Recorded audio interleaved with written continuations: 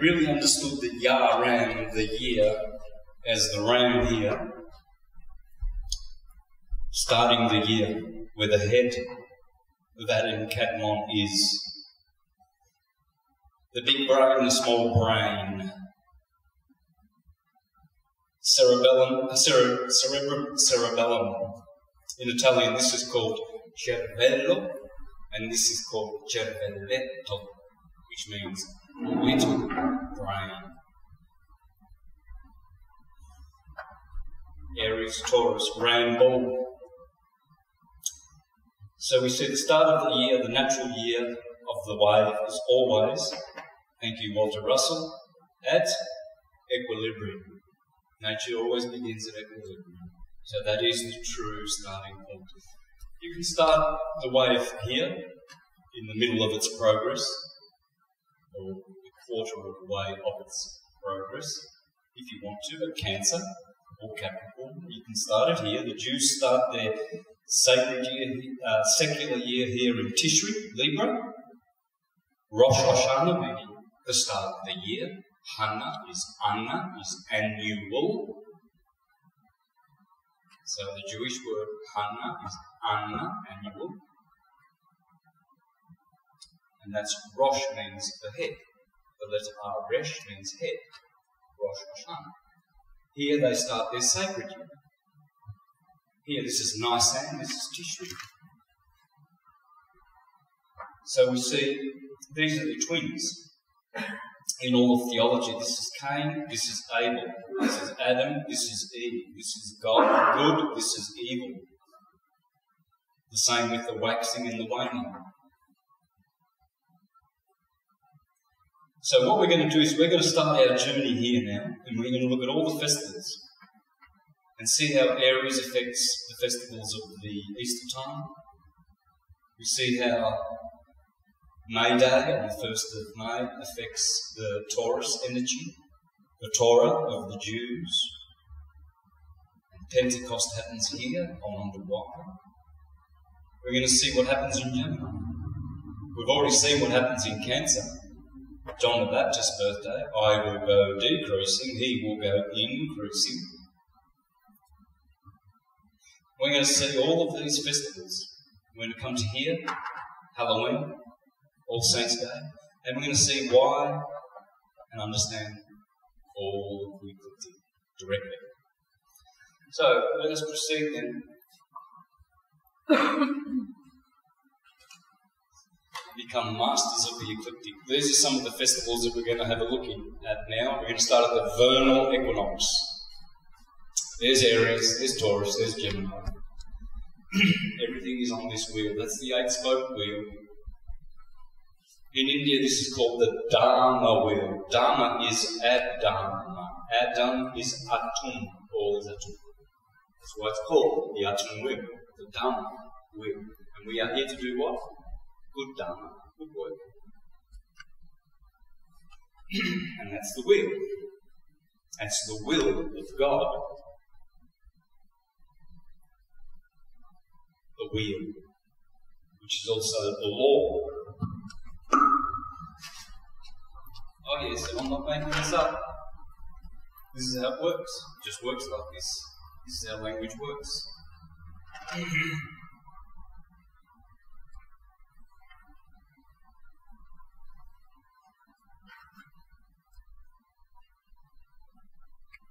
Wheel, wall, law. The law is always in the wheel, the cycle, because it's observable, repeatable,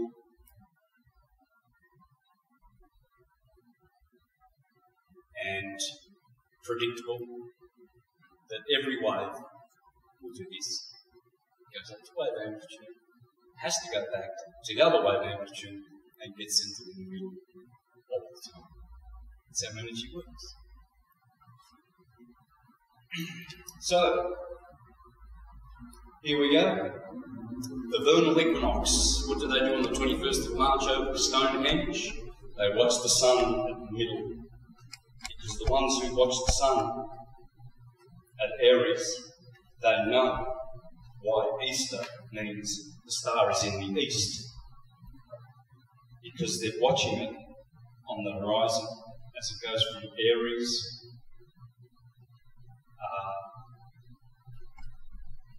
to Taurus, to Gemini, and then to Cancer.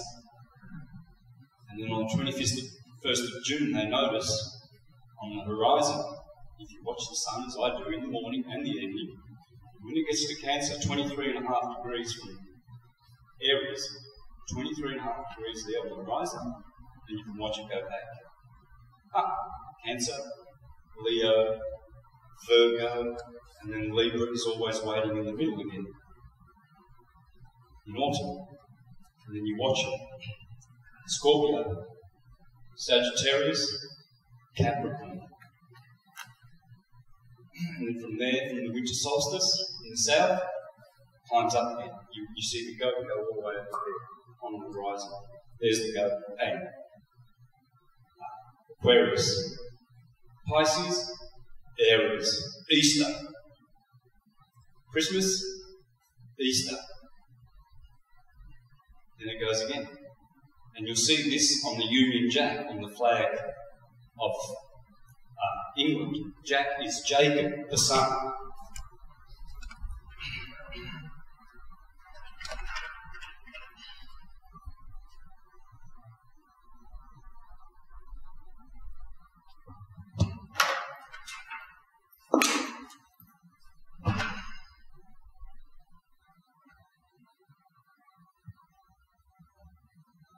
It's always red, white and blue. White is magnetism, and white generates redshift, blue shift.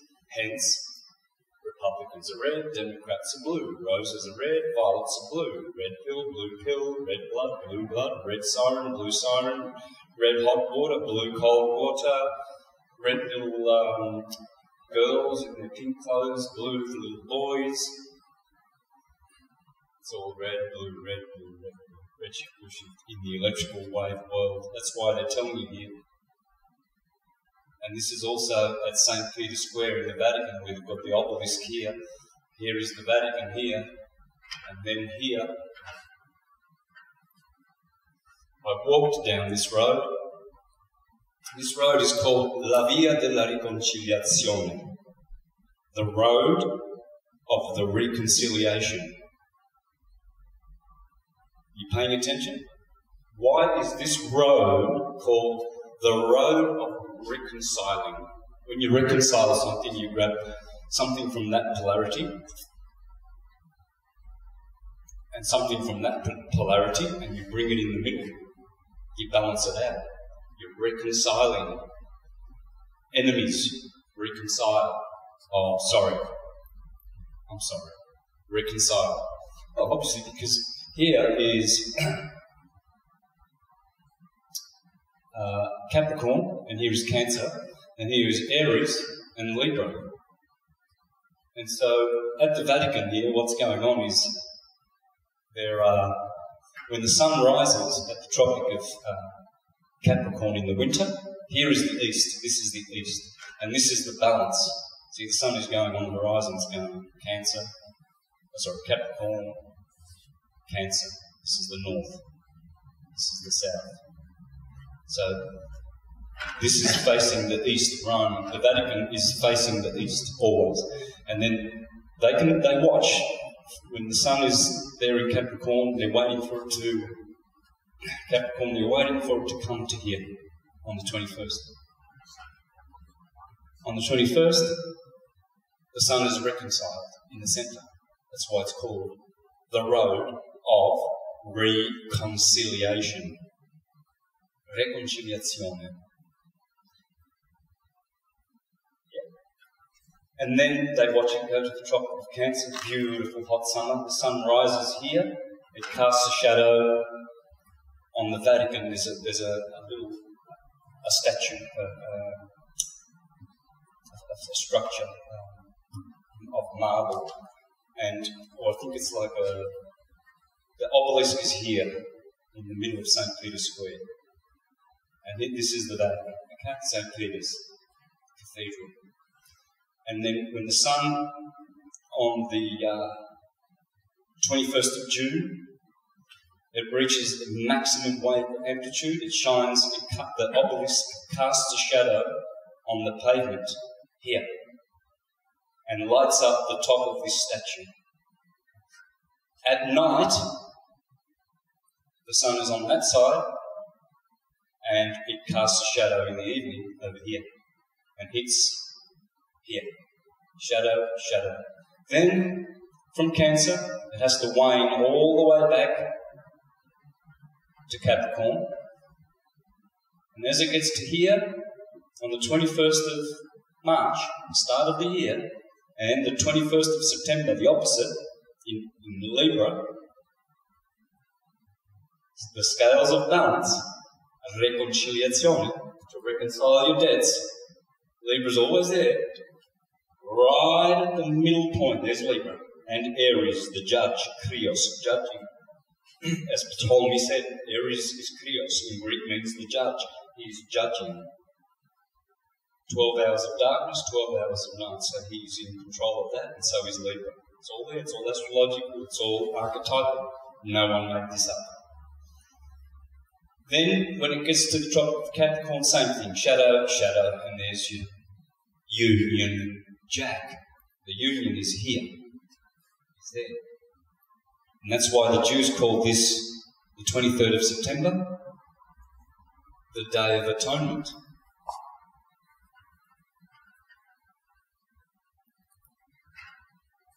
At one mind, right here, the Day of Atonement.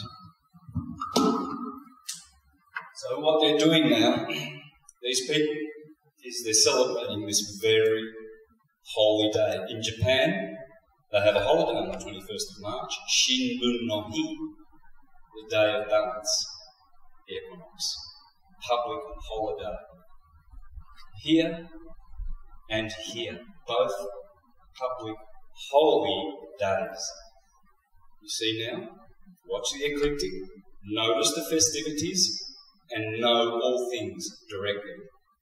Don't let them tell you, oh, we do Sakura because the blossom of Aries and we go under the cherry tree and we have a public holiday, which is weird.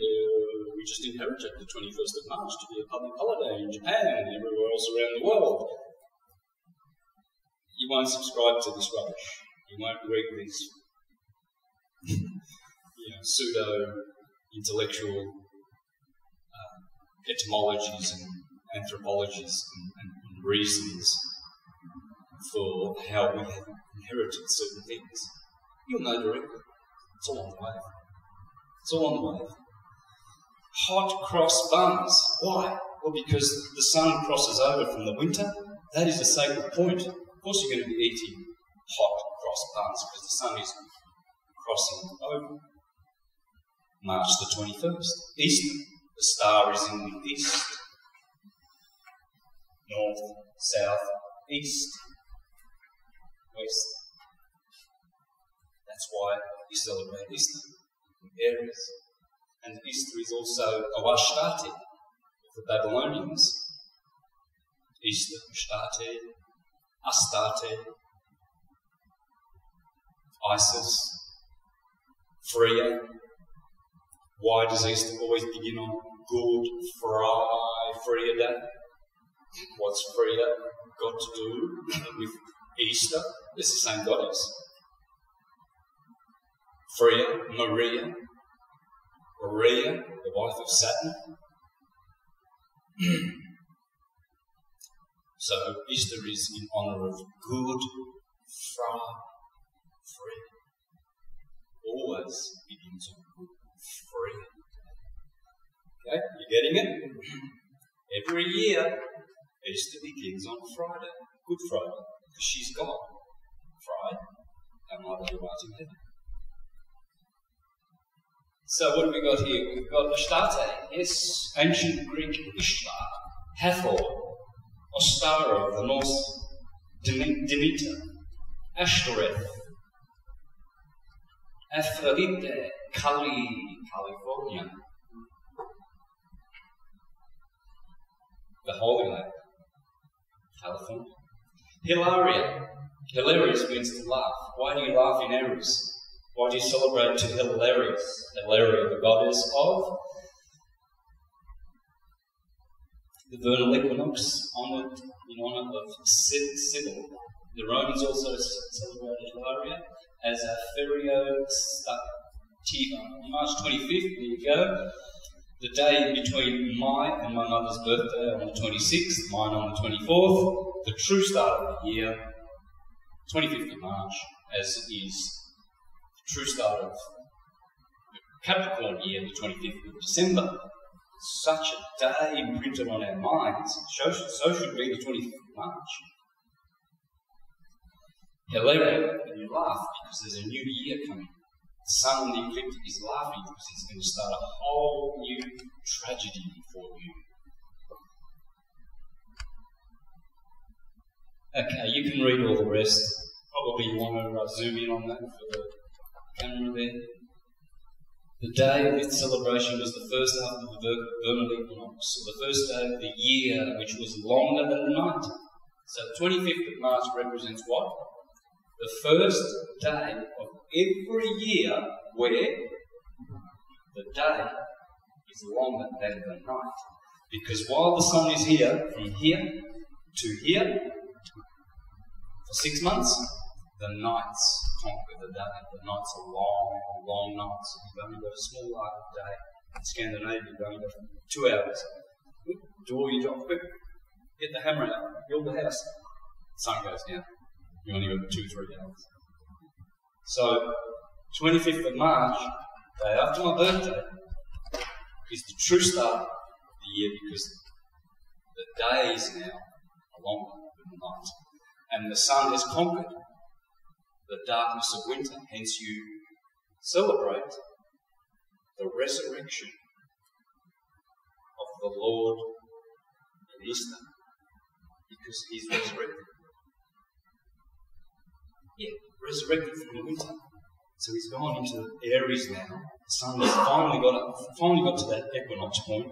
25th, it starts longer days, and it's resurrected. It was dead here. This is the tomb. Now it's resurrected. You celebrate Easter and the resurrection of the Lord. And in astrology, Aries is where the sun exalts. Exaltation, resurrection, same word. Whether you go by astrology or theology. Theology tells you that here the sun resurrects.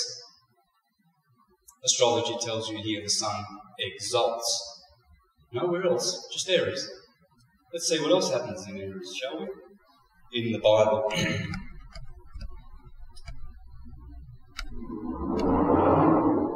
Oh, okay, we mentioned this before. Interesting.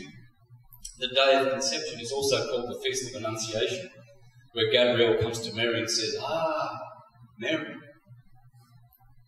on the 25th of March, you will conceive a son. The Son of God will be born in 9 months from this day. I am announcing it to you, Mary. And he was born right when the angel said, because the angel knows the ecliptic. And isn't it funny that that's the day of conception? There are 6 months where the child, the fetus, is up in the womb, and then at the 6th month it drops. Any women have babies here? Children? After 6 months, what happens? It drops, doesn't it? Oh, that's the drop. So this year is telling you how 9 months generate all souls. Okay? So, Feast of Annunciation. The Feast of Annunciation, contemporarily the solemnity of the Annunciation, commemorates the visit of the angel Gabriel to the Virgin Mary, during which he informed her that she would be the mother of Jesus Christ, the Son of God, that is celebrated on the 25th each year. It is in principle Marian feast, classified as a solemnity in the Catholic Church. 2 examples of Catholicism of the importance attached to the Annunciation of the Angelus Prayer and the event's position as the first joyful mystery of the Rosary. First joyful mystery of the Rosary. What's the Rosary? the beads of the degrees of the sun on the ecliptic. That's why the Hare Krishnas have 108. There's 108 beads on there. There's 108 beads normally on the Krishna Tulsi beads, right? Why? Because 108 is a fractal of, well, 9. 9, 18, 36. 9 is the root number of all these holy numbers, 9. 9 doubled is 18. 18 doubled is 36. There's the clue. 360 degrees. 9 is at the root of the 360 degree system. 9. And then as you go up, you've got fractals of that. 108 is one of them. 144 is one of those numbers. All based on 9. And so that's what this is all about.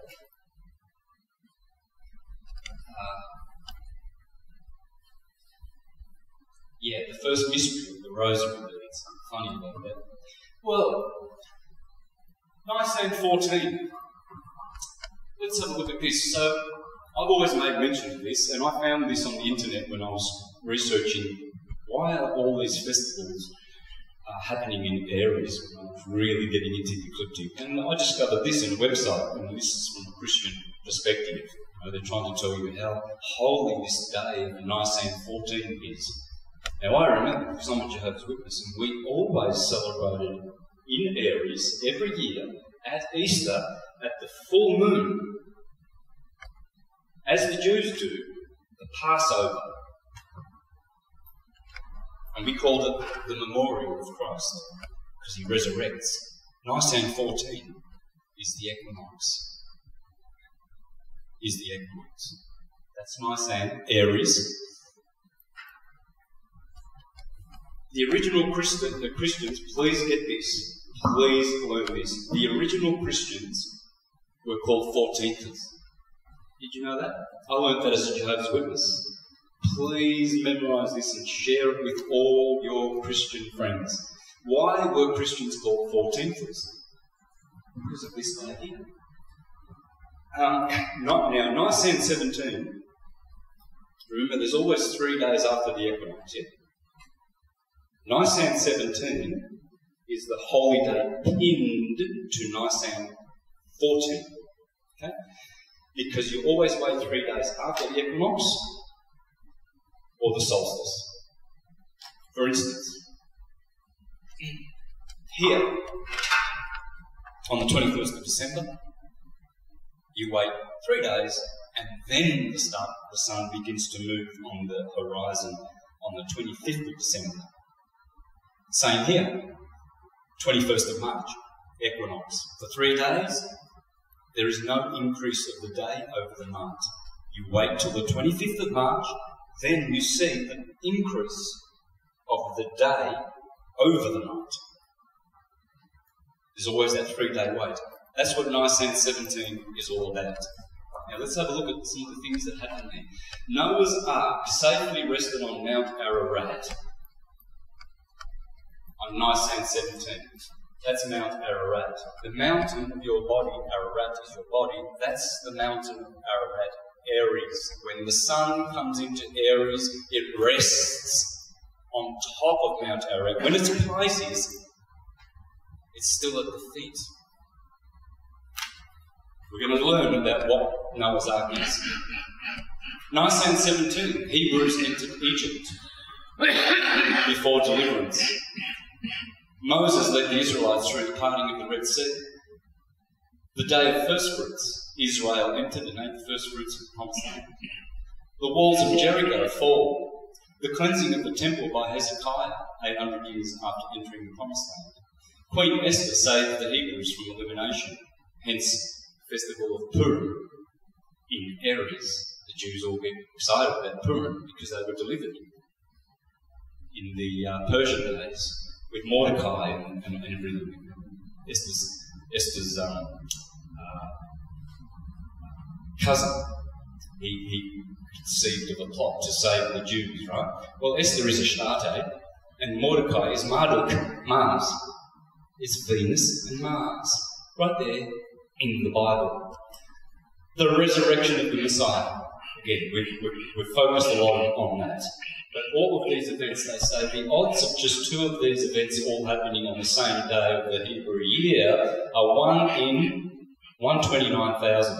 The odds of all these events happening on the same day of the Hebrew year are 1 in 783 quadrillion, 864 trillion, 876 billion, 960 million to 1. What are they telling you? Are you paying attention? They are telling you that this is not that all the sacred festivals, they just all happen on nice and 17. No, it's telling you of the sacredness of this sign beginning the whole year. But here we go in India, the festival of colours. Well, because you look around in Easter, in Aries, you see white blossom, yellow blossom, cherry trees, plum trees, blossom everywhere. Aries, the first sign. Colour. Festival of colour, India. Colour, Aries. 29th of March. Saturn. This is the festival of Yahweh starts at sunset Friday night and ends 24 hours later at sunset. In that period of 24 hours, the world's seeking its pleasure, parties, liquor, shopping, sports and festivities. A miniature Saturnalia. Again, Saturnalia happens here on the 17th of December, just before Saturn in Capricorn, and the festival of Saturn again turns up here. Licentious festivities. This is a carnal way of spending the 7th day of the week as opposed to the spiritual feast in which the people of Yahweh should be delighting themselves in. What have we got here? Bikram. 31st of March, Bikram, the Jews know this, okay? A festival of the first fruits. Products of the orchards are brought in. Bikram. First fruits to the temple. Bikram. St. Lazarus' day. What happens to Lazarus? He resurrects. Because Lazarus is Jesus. They're all the same archetype. The sun resurrects in Aries. Brings back the long days. That's what it's all about.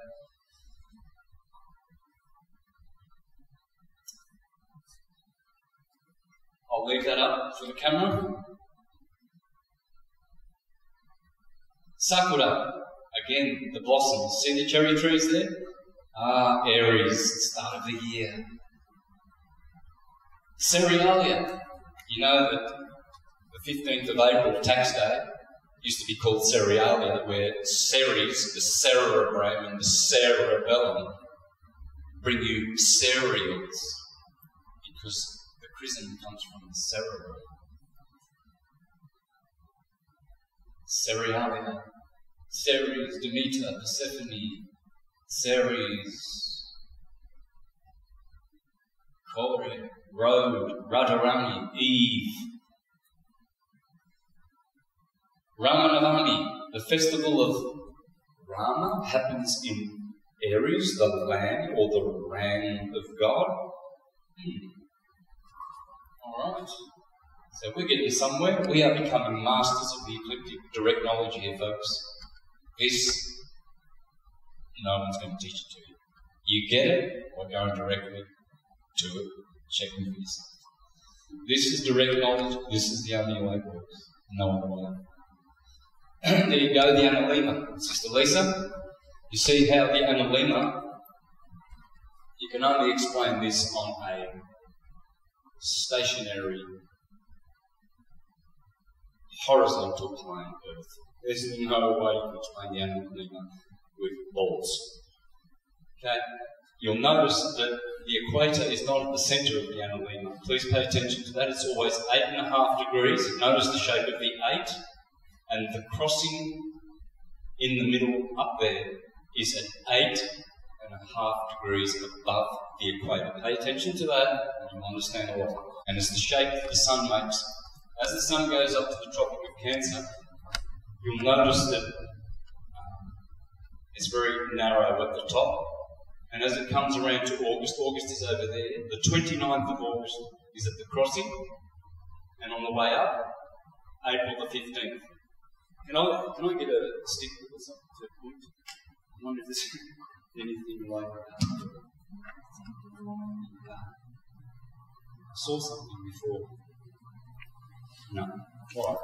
So, you see that April, the 15th of April, is the crossing on the way up to the Tropic of Cancer.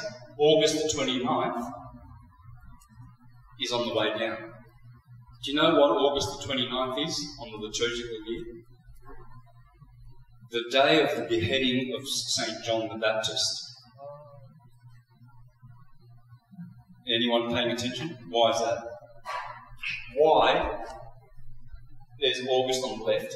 The 29th of August is at that crossing point. Why would that day there be called? Thank you, brother. Wonderful. So there's August. There's the 10th, the 15th, the 20th, the 25th. There's the 29th clearly. And there's April, the 15th clearly. 29th, going down. Remember, St. John in June, opposite January, Janus and Junus. There's Jesus' birthday, 25th of December, it's right there. There's St. John the Baptist's birthday. And as he comes down here in Virgo, remember the little virgin who danced for King Herod? And she danced so well, and she went back to her mother.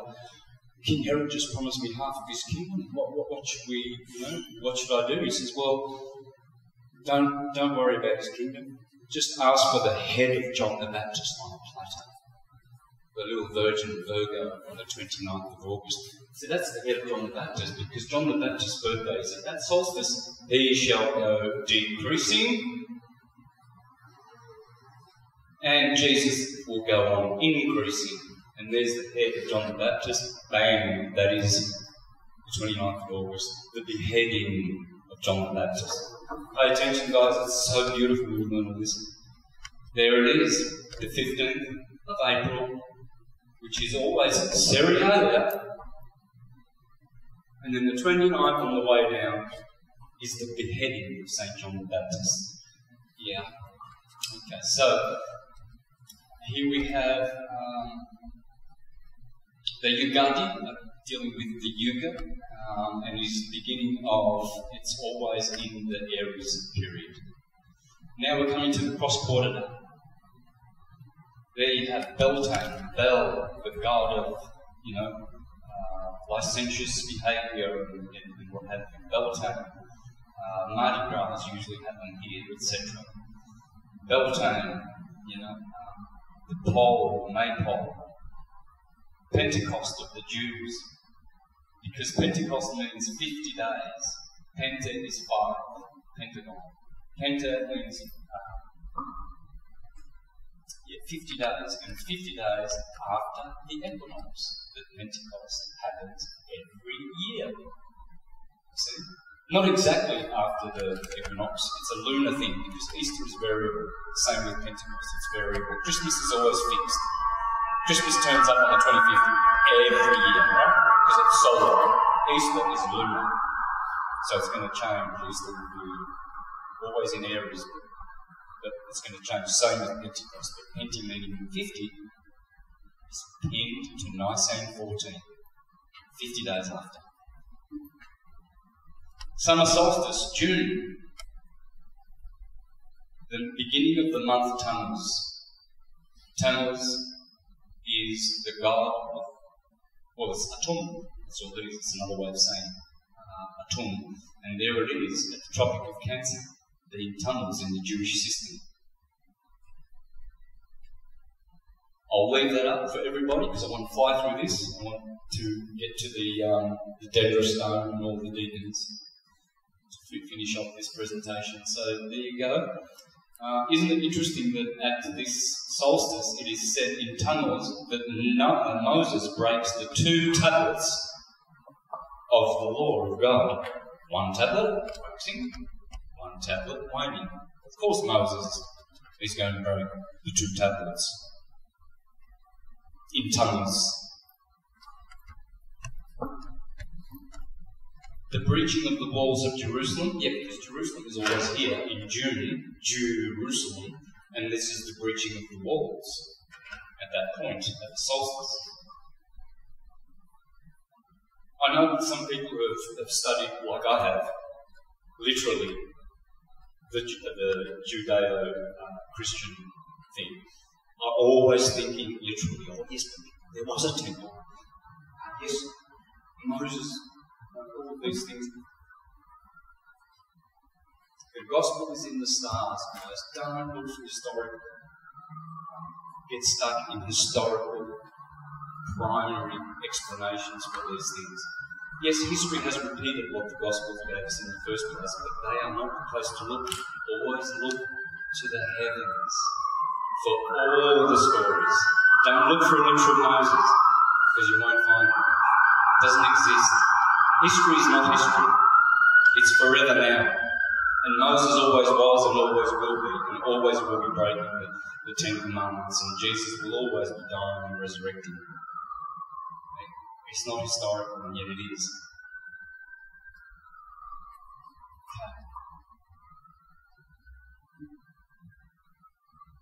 There you go. And supposedly Nebuchadnezzar destroyed the temple. Again, it's the temple of the ecliptic. Ramadan, Cancer, always in tunnels around that time, July, June. The Islam gets fired up because now the sun is waning, so they're fasting. You remember the Jews used to fast in tunnels, to the gold tunnels, and Jehovah rebuked them for fasting to tunnels. Well, that's Ramadan, and what do they do in Ramadan? They fast. Why? Because the sun is waning. When the sun is waning, you fast.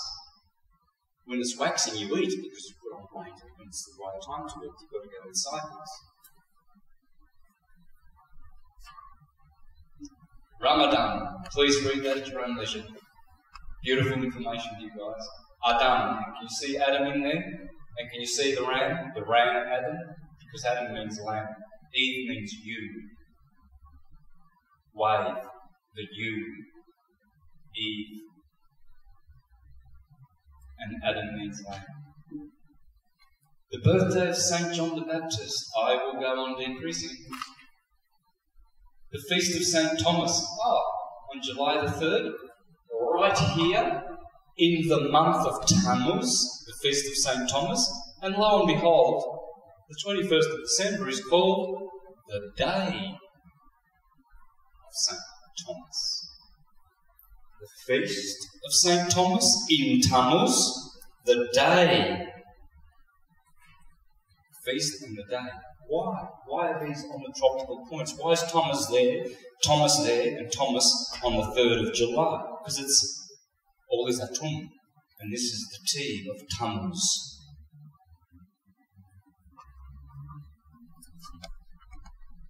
Doubting Thomas. Thomas means twin. Yeah, because it's the day of St. Thomas the twin. That's one twin. That's another twin. Tanabata. I've been in Japan when they celebrate Tanabata. That's because Vega and Altair, opposite ends of the Milky Way constellation, they're always, there's the Milky Way in June, there's Vega, there's Altair, and they are lovers. The shepherd and his beautiful bride, and they can only see each other one day every year. On the 7th of July, the Milky Way is directly above your head, and there's Altair. And there's Vega, the fifth brightest star in the sky. And that's where the vegans say they come from. Not the vegans as in diets, but from the star system Vega. Alright, Las Vegas. Why is it called Las Vegas? Because it's under the stars of Vega. Okay? It's at the same degree. That's why you've got 7 Salons in America. Why? Because they're all following the ecliptic. Remember the eclipse of 2018 in August, was it? Remember that one? It went from Salem, Oregon, all the way to Salem, Kentucky or whatever. Well, that's Jerusalem. It's the Salem is the ecliptic. That's why they are there. And the colonialists did not build them, the Tartarians did. The colonialists occupied them, murdered the original inhabitants, and appropriated themselves of all the buildings. These buildings were not built by Europeans. Some of them are, but all the old ones they destroyed in San Francisco, Chicago, and all around the world, Melbourne, Australia. They were built by the Tartarians thousands of years before. They destroyed the magnetic grid and created an electrical grid for us to pay. Tanabata, learn about this. When you see the festivals of Japan or anywhere, you will now know how to interpret them.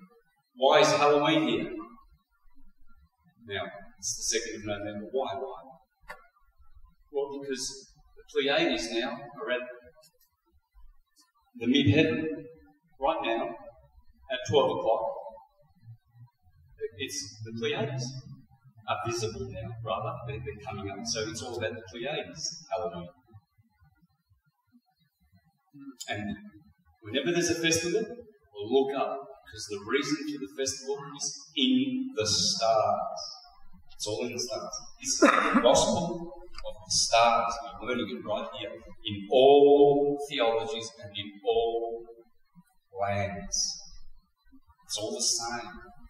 There's the Aborigines. They also had this Tanabata story where the two lovers, one on the other, Altair and Vega, being separated by the Milky Way, and they want to love each other, but only one day of the year can be together, on the 7th of July, 3 days after the 4th of July, right? Saint Mary Magdalene, why would 22nd of July be Mary Magdalene's day? Anyone paying attention want to jump in? Why is that day there, the last day of Cancer, the 22nd of July, called Mary Magdalene? Because Magdalene is the moon. Magdalene, Helene, Selene, Leanne, all of these are Helene, Helen of Troy. It's the moon. And that's the last day of Cancer, ruled by the moon. If that celebration was any other day other than the 22nd of July, you know the Swiss watchmaker? The watch wouldn't work. No one makes this up. You pay attention and you find it. The beginning of the year, according to the Egyptians, the 26th of July in Leo. Again, the 25th, the day out of time, the 25th. Supposedly the 24th was the last day. July 25th was no day. Why? Well, because the sun has a 365 day year. The moon has a 364 day year. Yeah. And in between that is 1 day out of time. They are 1 day out of time from each other. It's all written up there anyway, you can read that. Joachim, another festival, the 26th of July.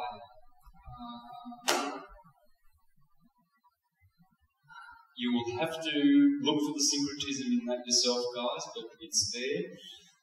The problem of Joseph having two fathers, one is descended from Solomon and the other one from David, one descended from Nathan.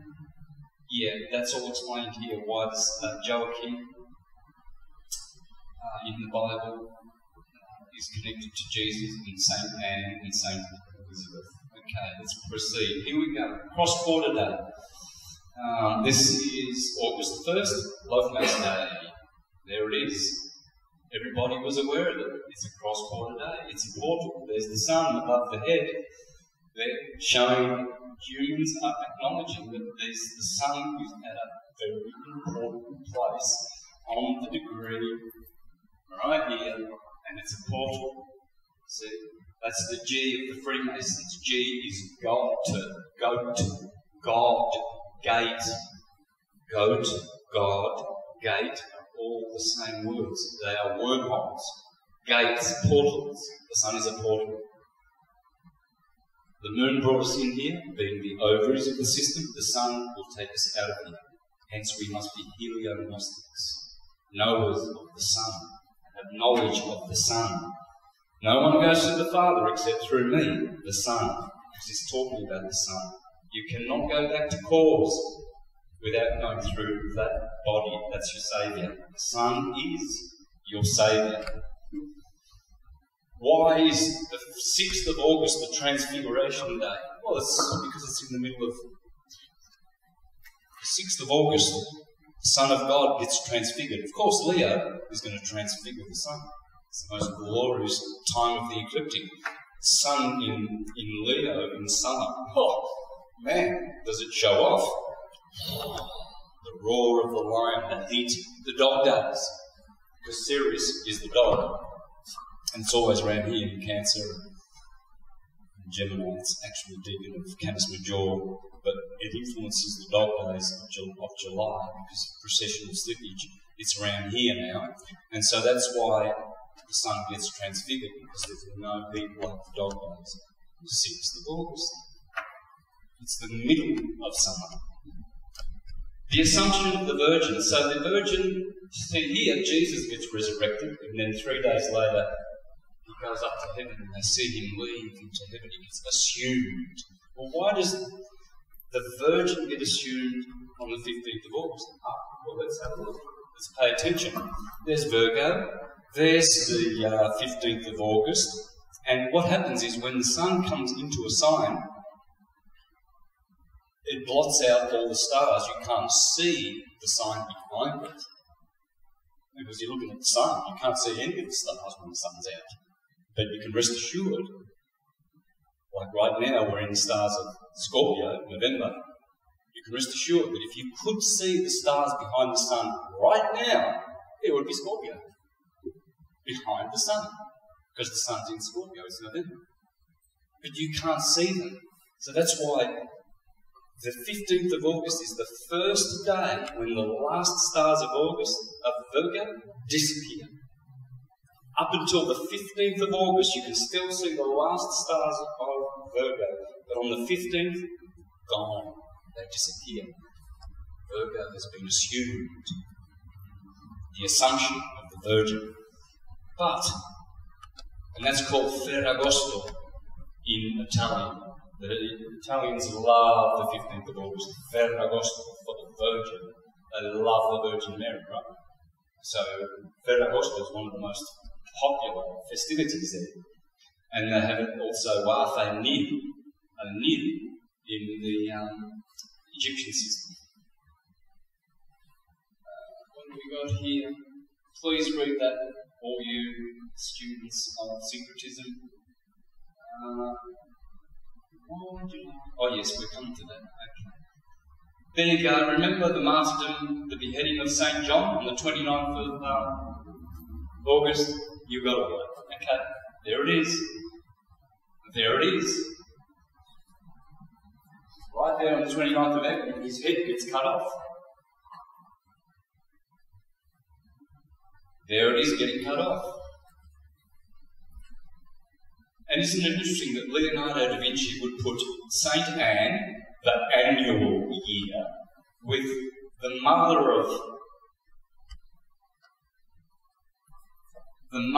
Jesus, and he's got a lamb? Because that day there, that's Saint Anne, that's Mary, or Elizabeth, or hang on, that's Anne and Elizabeth. So these are all dealing with St. John the Baptist. And there's the Lamb of God, Jesus, his cousin. That's all it is. It's astrological. There's nothing historical. But, you think, you get the churchgoers who say, oh, you astrologers, you've got these symbols of a bull. Taurus. You should demon worship. You see in the Bible, it's all sacrifice the bull. And the lamb is your saviour. The lion of the tribe of Judah is your saviour. It's telling you that animals are going to save their ass. And yet they laugh at you for being astrological using the lamb in Aries. No, you can't use that. That's from the devil. But we can in the Bible. We worship the Lamb of God. 29 times in the book of Revelation, it tells us to worship the Lamb. This is what unthinking people do. They've been reduced to stupidity. and all of their service is in vain, because they know not what they are doing. They kill you, like Jesus said. The day will come when they will kill you, thinking they're rendering me service. Forgive them, Father, for they know not what they are doing. People going to church and doing all sorts of foundations and charities, all for nothing, virtually for nothing. That's very, very sad, because their energy has been drained vampirically to serve the demon beast rather than to create light bodies. They are destroying their own bodies. There you go, Leonardo da Vinci depicting Saint Anne, her daughter, the Virgin Mary, and the infant Jesus Christ shown grappling with the sacrificial lamb, symbolising his passion as the Virgin tries to restrain him. There is again, why is John the Baptist and Jesus there now? Because it's all around Virgo, the Virgin, and the betrayal of the Son. Saint Anne, unknown, anagogic, analyse, anatomy, these are all words from the year, guys. Now, isn't it funny how 3 weeks after the Virgin is assumed, she's born on September, still in Virgo. September 8th is smack bang in Virgo. But why now is she born? Because now you wait for 3 weeks, now you can see the stars at the other end of Virgo coming up in the morning. You begin to see the first star, I think it's Speaker in the hand of Virgo, the grains, the cereals. And you see that sign? That turns up September 8th every year. Virgo is born again. It's all on the ecliptic, guys. The Immaculate Conception. There you go. She was conceived on September 8th. Yeah, because it's born again. It's the nativity of Virgo on September 8th.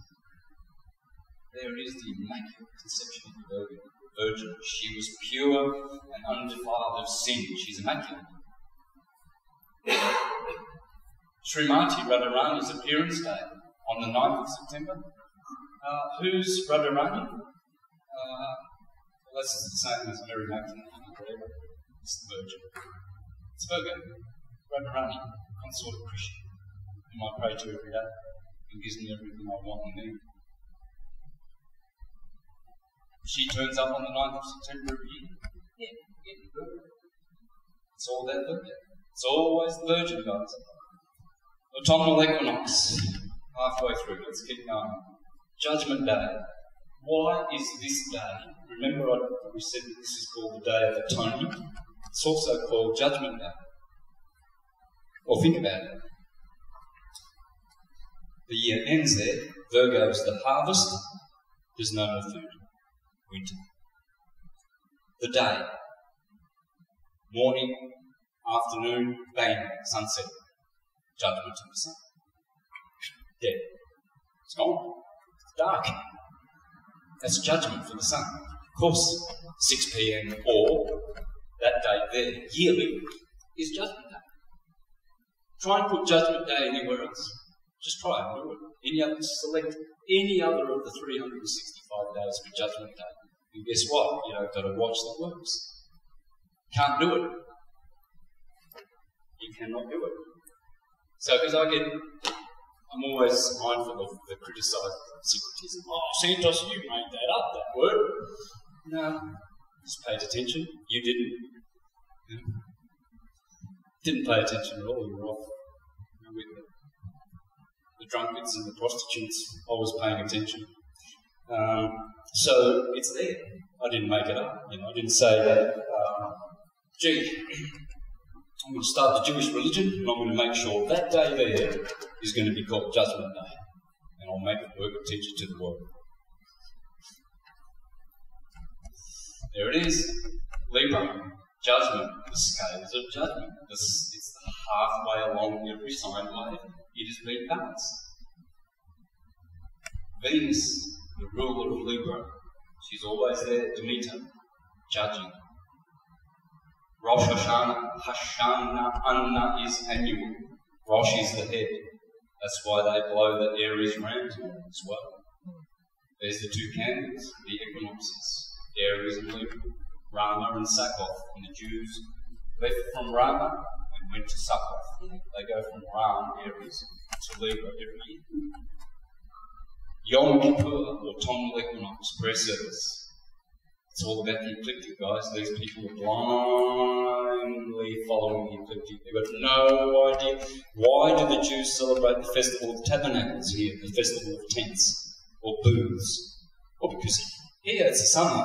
You can stay out and sleep under the trees. You can sleep anywhere. You know. Here it's starting to rain. It's wet. You need a tent. So for a week, you celebrate the Festival of Booths, in your little booth, your little tabernacle, and you symbolise to God that you know where the ecliptic is and you know what's going on. It's the wintry months are coming on. Now we're going to sit in a tent for 6 months. It's symbolical. It's all symbolic. Yom Kippur. Yom is Om, by the way. Yom. Pay attention.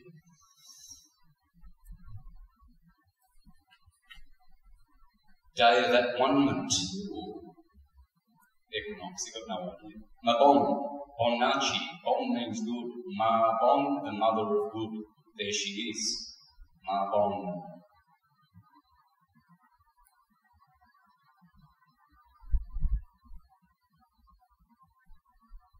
What do we got here?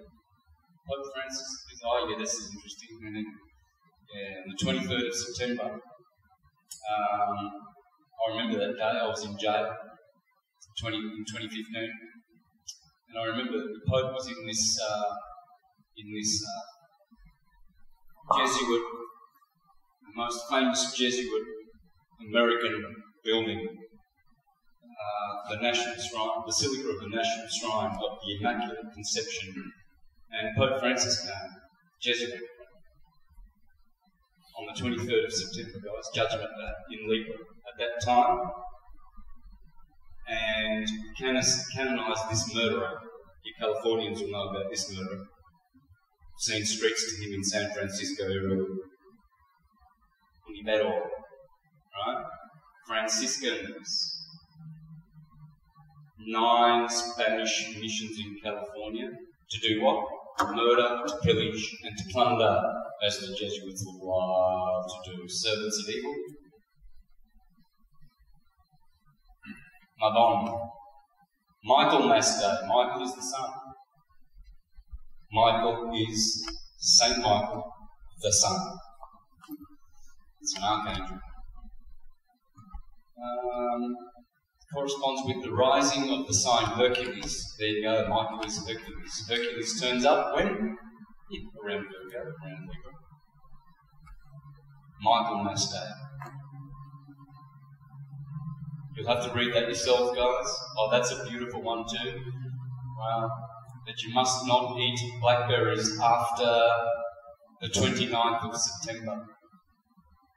Michael Mass Day. Why? Because that's when they end. But you'll have to read all this. I'll put it in here, I don't have time right now. So you may see all these dates being cited, but why the prohibition against blackberries after Michael Mass Day? Well, after September 30, it is said that blackberries may be inedible, poisonous, or even worse. Bad luck and evil may befall you if eaten on or late this date of the season. Anyway, read up on that. St. Bacchus Day, 7th of October. There you go. That's Libra. Bacchus, the god of wine. What happens in Libra? What's happening right now? What just happened in the last month? See all the wineries? They just make wine. Bacchus is the god of wine. Of course, October 7th, or Libra. The Virgo, the month before, is the bread. Libra is the wine. That's why Jesus at the Last Supper is supplying what? Bread and wine to his 12 disciples, because it's the sun at the autumnal equinox. Here, telling you bread and wine, bread and wine. That's the Last Supper. Why is it the Last Supper? Harvest, harvest, eat, eat, eat, eat, eat. No more food. You have to hunt. Hence, the full moon of Virgo is the harvest moon. The full moon of Libra is the moon. Turns up all there. It all turns up. St. Bacchus, Again, Diwali, same festival, Diwali of the Hindus. Festival of lights every year in autumn in the Northern Hemisphere, spring in the Southern Hemisphere. It is an official holiday in Fiji, Guyana, India, etc. Here we are, All Saints Day, the 2nd. Any idea why? Because there, remember Noah's flood. This is the flood. These are water signs, basically. This is called the flood. Pisces, Aquarius is water. Capricorn is a water fish.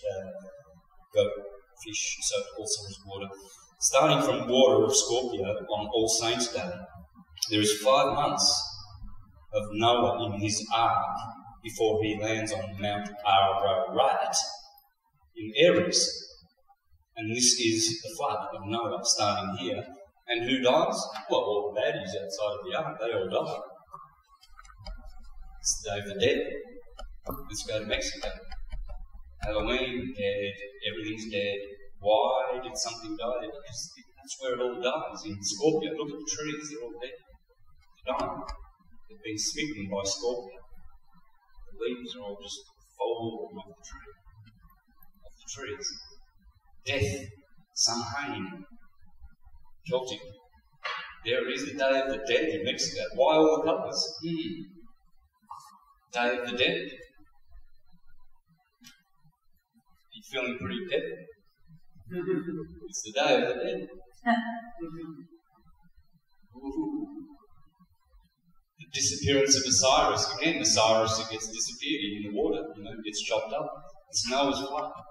Noah's flood. There's Noah's Ark. See, the rainbow has 7 colours. Noah's Ark is the rainbow, and the 7 other people in the Ark, the rainbow of Noah. That's it. So that's it. It's the Oxford word. It's the rainbow. It's fun when you know what you're doing. Saturnalia starts on the 17th of December because what? Capricorn's coming. Of course we're going to Saturnise the world. Satanise it in Capricorn and have festivities and licentious behaviour and all sorts of things. Saturnalia, Christmas.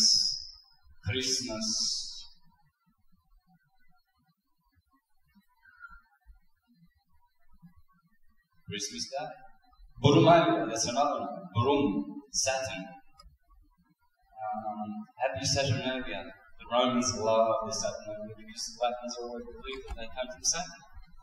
We Latins are from Saturn. Thank you, Virgil. We got here.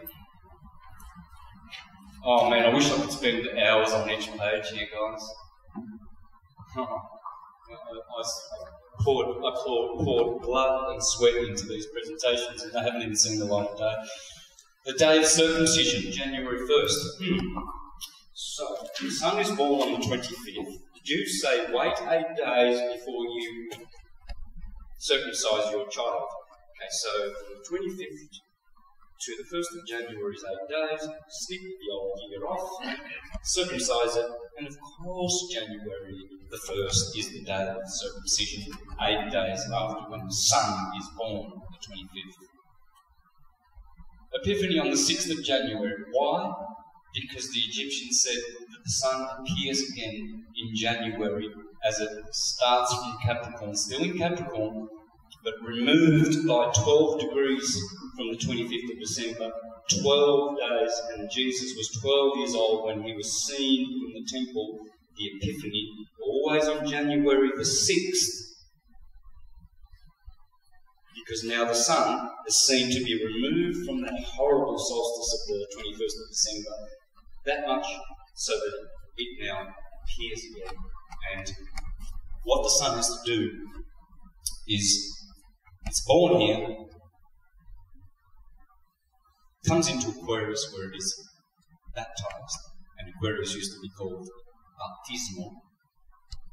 And then it comes to February, which means to purify. So the sun is being purified as it goes through February, purification, baptism, Aquarius, Purification, February. Lent, 40 days of Lent in here. Lent is short for lengthening. The sun is lengthening its rays. And where does Lent stop? In Aries, every year, because then that lengthening has finished. Now it's resurrected. In the Passover lamb of Aries, Passover, the Israelites come out of Egypt, through the Red Sea, Nisan 17, they're in the Promised Land. That's the Promised Land, that's Egypt. That's the paradise, that's the Red Sea. Everything turns red in August. The Red Sea, and the sun is flowing through. This is the wilderness. The night time, the winter, it's the wilderness.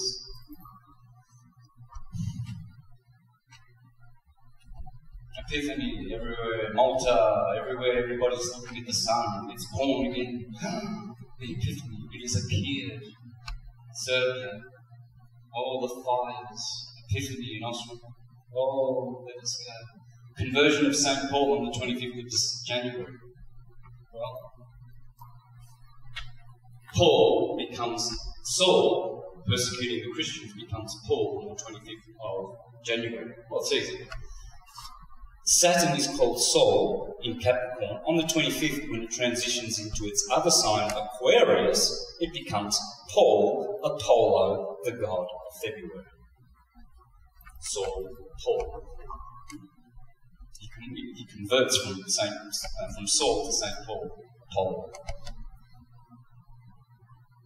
There you go, the 2nd of February, cross-quarter day. And these are all the herbs in the winter that are sacrificed in rituals to the god. There's the goddess Nut. They devoted the same to the goddess Nut in Egypt. February. Purification of the Virgin. Remember, February means what? Purification. The 2nd of February is called the day of purification. So you can't make this up. Because here the sun now has been baptized, purified, lengthens, passes over, gets the Torah, goes up to Jerusalem, gets betrayed, gets, this is the Garden of Gethsemane, Sagittarius, gets betrayed here. Judas betrays him in Scorpio, betrays the sun, he bites him with his backbiting tail. And is the Garden of Gethsemane, bang, Satan, the ruler of Capricorn, takes him away. It's all on the ecliptic. All the stories are on the ecliptic. Go to the Gospel of the Stars and you'll understand all things. Purification of the Virgin. Ratha, Saptami, the Sanskrit version, the Indian version, the same day. Mardi Gras, Fat Tuesday, always in March. Tuesday is Tyr, Mars. Ash Wednesday in Lent. Yes, because the ashes of the burned year, and now from the ashes comes a new year with the lengthening of the sun, and all of this is solar symbology there. The cross of the sun, there it is, the equinoxes and the solstices. The sun is blessing you. Come to the sun for salvation. Ash Wednesday. See that ash? Why do the Hindus put all these ash marks and the Hare Krishnas and put all their things on there? Because it's resurrection.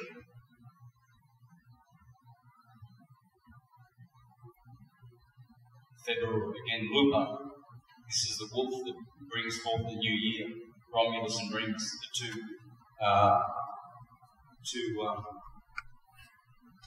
parts of the year. It's always twins. The waxing and the waning. It's always twins. Romulus remains ram. You see where the lamb is also the canine. Aries is the sign of the canine as well as the ovine. They are not just the lamb. Where is the lamb? Is the wolf. So if you're looking for the canine archetype, Aries and Libra.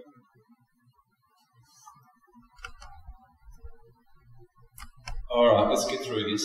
There's the Festival of the Wolf.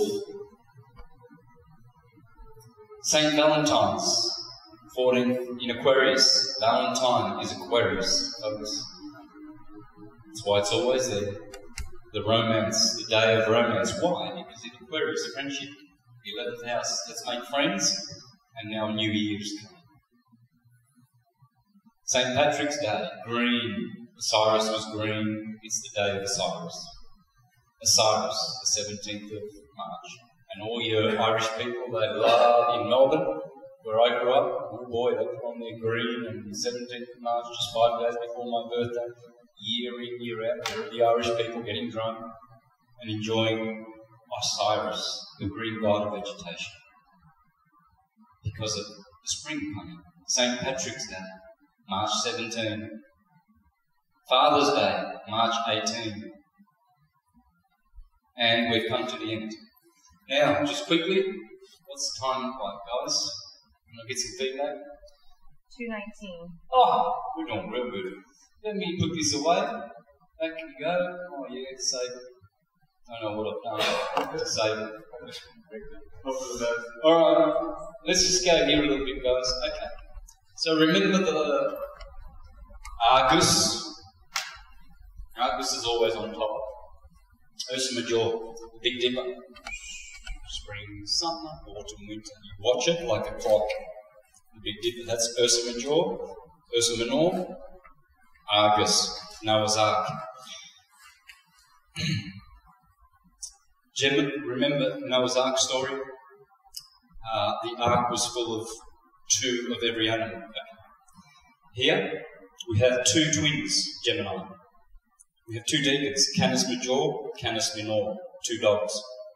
Here we have Ursa Major, Ursa Minor, 2 wolves. Here we have Asinellus australis, Asinellus borealis. The southern donkey, the northern donkey, 2 twins. Leo, we have Leo and Leo Minor, 2 twins, 2 lions, 2 donkeys, 2 bears, 2 dogs, 2 twins, Argus, Noah's Ark, the waters above, the Sea of Noah. And lo and behold, what are the 2 birds that Noah sent out from his ark? What are the 2 birds? The crow, good one. And the other one? The dove. What's the other name for dove? We all know it, especially in this country. Where are we? Oh man, now that it's all up there. Where next to keep this? Well, there's the dove, there's the crow, okay? There's the boat of Noah in Cancer. Argus, the deacon of Cancer. There's Corvus. And in Gemini we will find... Just below there. There it is. The dove. The crow. The only... Well, we've got other birds here too. We've got... what have we got? Aquila, the eagle. Sagittarius, the arrow. We have another bird. We've got Pegasus, the flying horse. In Aquarius, there he is. Cygnus, the swan. That's the heart. So we've got the swan, and that's where Vega is. Flying horse. Arrow, Sagittarius. Sagittarius. The dove. Sorry, the dove. And the crow. It's all there. All the twins are there.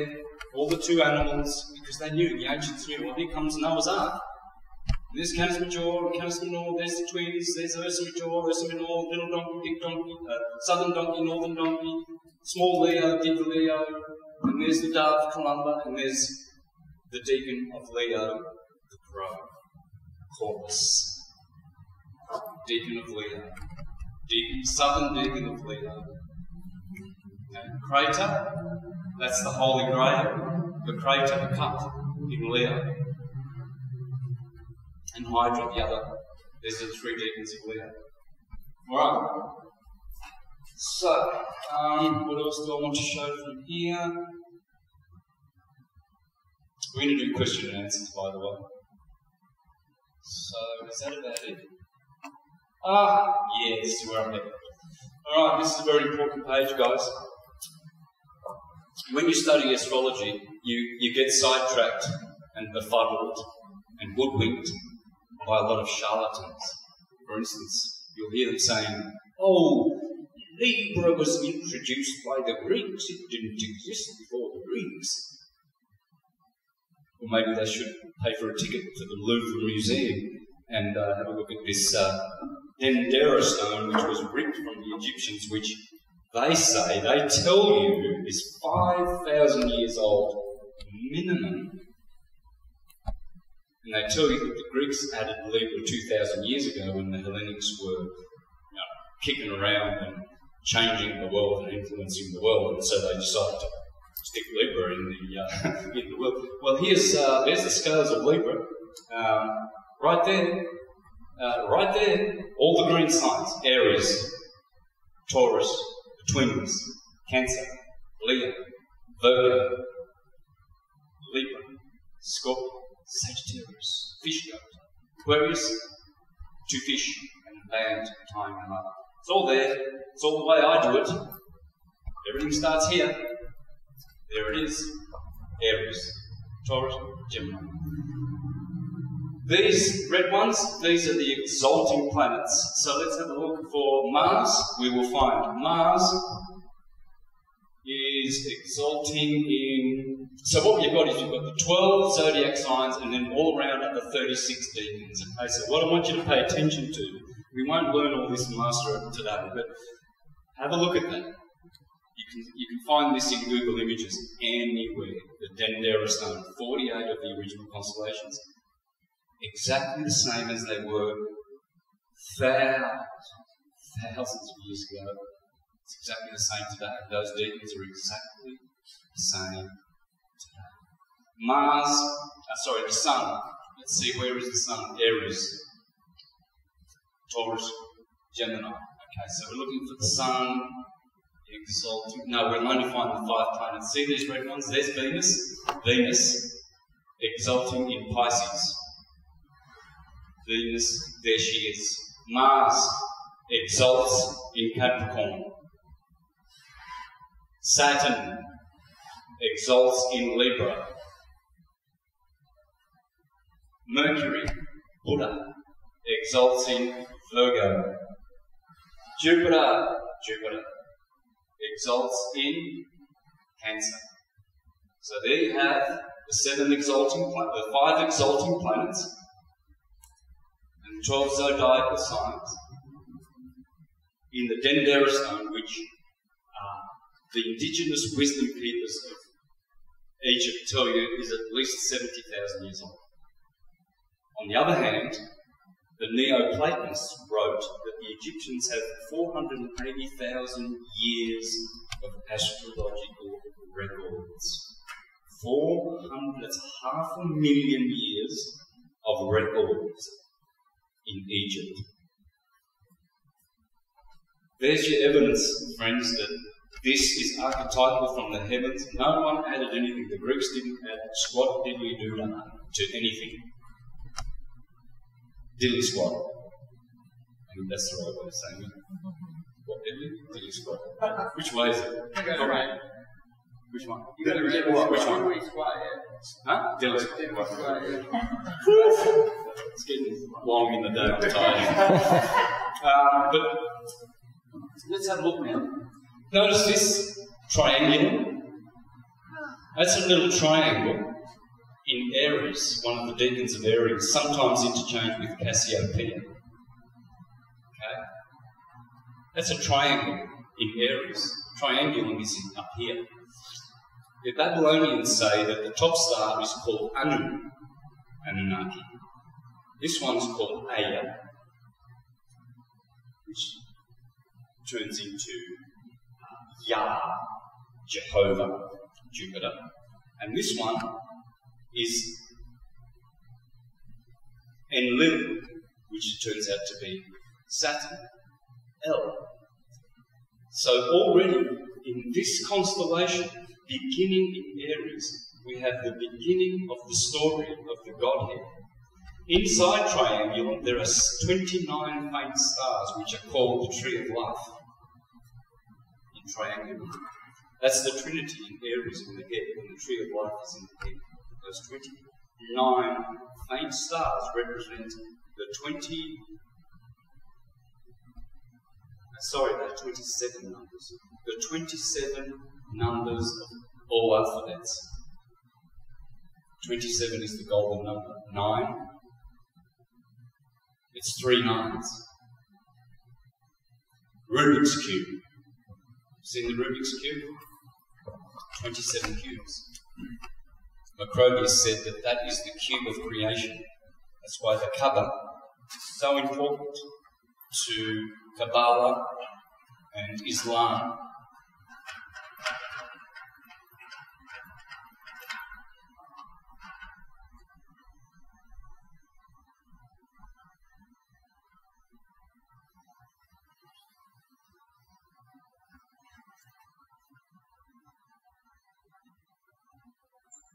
That's the Rubik's Cube. Okay, that's the cube in counter space, which is a masculine cube based on 3. Equals 9, and then equals 27. All alphabets, even English, which has 27, originally 27 letters, the ampersand was removed, reduced to 26 letters. Then the feminine is based on 2, Eve, even. 2, that's masculine. 3 is, the Trinity is a masculine number. 2 is feminine. All even numbers, Eve.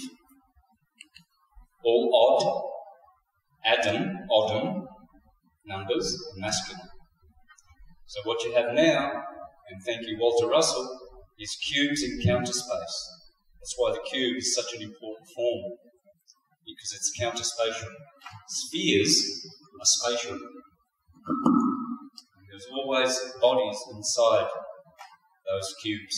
Surrounding your body are these 2 cubes, the 2 and the 3 cube. It's surrounding your body. It's positioning your body. It's like the GPS of your body. I'm walking around inside a cube, even though my torso, torus, is spherical. It's a cube in counter space. Like that information on the screen is in counter space, but you can move it, move the computer over here. The information goes with it, doesn't it? I just moved it. So if I do this, my cube is coming with me. It's a cube in counter space. So cubes are masculine and counterspatial. Spheres are feminine and spatial. Alright, let me see if I've exhausted all this. Cygnus. There's Cygnus and Swan, Perseus and Aries. They're all there. If you've been studying astrology, you will see on this very most ancient and holy stone, the Dendera stone, you'll see everything was there originally and still is today. Faithful and loyal, because this is the gospel of the stars. So the Egyptians were trying to share with us and teach us to learn this. If you learn this, you will understand all cycles, circles, causes, effects, theologies, everything. This is in your mind. It's in your DNA. This is the maker of DNA. All of these patterns, all of these frequencies, they will never change. It will never change. It will always be like this. It's up to us to discover how this all happens and takes place. And I think that's about it. I mean, yeah, it's good. Oh, there's a lot more here. I'm going to spend hours on this, on that, because I like to show people directly the truth that illuminates all the lies that people try to make to discredit our science and to make us look stupid. When astrologers make a prognostication, which I've done many times, I do a transit, and someone's asking me, well, when is it a good time to open a business? So I look at the transit, I go forward a month, I go forward a couple of months, and look for the best transiting positions, and I tell them, this is a good one, this is a good time, January. It's a good time for you to start your business, right? Or I might be able to look into the stars and the configurations to give them some indication of what may happen. Do you know how many variables are in that? And that's not to say that, astrology is faulty because, you got their prediction wrong. No. If a doctor, saves, in heart surgery, saves someone in this operation, then goes to another one, that one dies, is that necessarily his fault? Right? Well, it could be. It could be malpractice. He could have killed that person. But is the system that he learned to do a successful operation, do all of his medicine properly, is that the fault or is it he? If a mechanic, and he can't fix your car, well, you don't pay him, right? This is why in the Bible astrologers are condemned. Because they give a bad name to astrology. Because of why? Because their lack of knowledge. And we've all been handicapped. Because the system has absolutely gone after this information to hide it, persecute it, decry it, denounce it, ridicule it, and destroy it. But if we had all the records of the Egyptians and the Babylonians of all the degrees, minutes, and seconds of art, and how every single, not only, so you might be making a prognostication on the 13th degree of Capricorn, and the 13th degree might be recorded in historical records as a degree of, let's say, accidents. So you're going to say, I think you're going to have an accident because the moon will be on the 13th degree of Capricorn. But this is what they said. They said, it's not in the degrees where all the information is, even though there's so much. It's in the minutes and the seconds. Because every minute, see, the 13th degree might mean overarchingly accidents, but let's say the 13th degree and the 29th minute and the 13th second, that absolutely is, like an energy of great success within a degree of badness. You know what I'm saying is that each sign has their good and their bad. But let's say Aries, for instance, some degrees are really Aryan and some are less Aryan, less hot in fire. And then each 30th degrees has 60 minutes, and each 60-minute degree has 60 seconds, and every separate second was recorded to have a different meaning and a different result, and we've lost that information. So what I propose is that we just get police records, hospital records, and all of these records of the computers, put them all in a database, punch all the figures in, and then put the astrological wheel over the top and the transits, and we will see how it all works. And this is why police tell you, we're always busy on full moon. Yep. Full moon, they've got to have extra police on duty. They tell you, and yet they laugh at astrology. Oh, you're an astrologer? They're drinking beer with their mates saying, the full moon is always bringing out the loonies and we're always, having accidents. The hospitals, they're all more busy, more accidents, more bloodshedding. Full moon, every month. And they denounce astrology on the one hand, but they tell you in their data and they tell you they're doing you a favour and staying ignorant at the same time because they're not giving the due respect to astrology. So we can reverse engineer it all. Yes, the Romans destroyed it, burned the Alexandrian libraries, came here and decapitated the Mayans and the Aztecs and the Incas and their culture. And supposedly now we have the Popol Vuh, only 4 codexes that have survived, and all of this trying to put together back all this indigenous wisdom. Many books have been written and all, which is desecration of indigenous people's wisdom. We can reverse engineer it. We've got all the computers now, we can put all the data in, and what we will do is one thing and only one thing. Once we get all the data in all the computers, we will absolutely, comprehensively validate astrology as the mother of all sciences and the only way to know all things, the Word of God. I propose that because I know there are a lot of people watching this and astrology, even the philosophers decried astrology as being invalid and useless. Many of the great philosophers, yeah, the materialist ones. But not the ones who know. And so, the aim of all this, friends, what do we do today? Well, we've basically given glory and acknowledgement to the holy science, the science of light, which is astrology, and the ecliptic, and learning the ecliptic and knowing it. There's much, much more information that can go on there. In fact, every presentation I've ever done has gems, unique gems unto itself that you will not find unless you click on that presentation. Because many people think, oh, yeah, I'll click on Santos's, yeah, that's his biggest, most viewed one. I'll click on that and I'll get to know everything about syncretism. Forget it.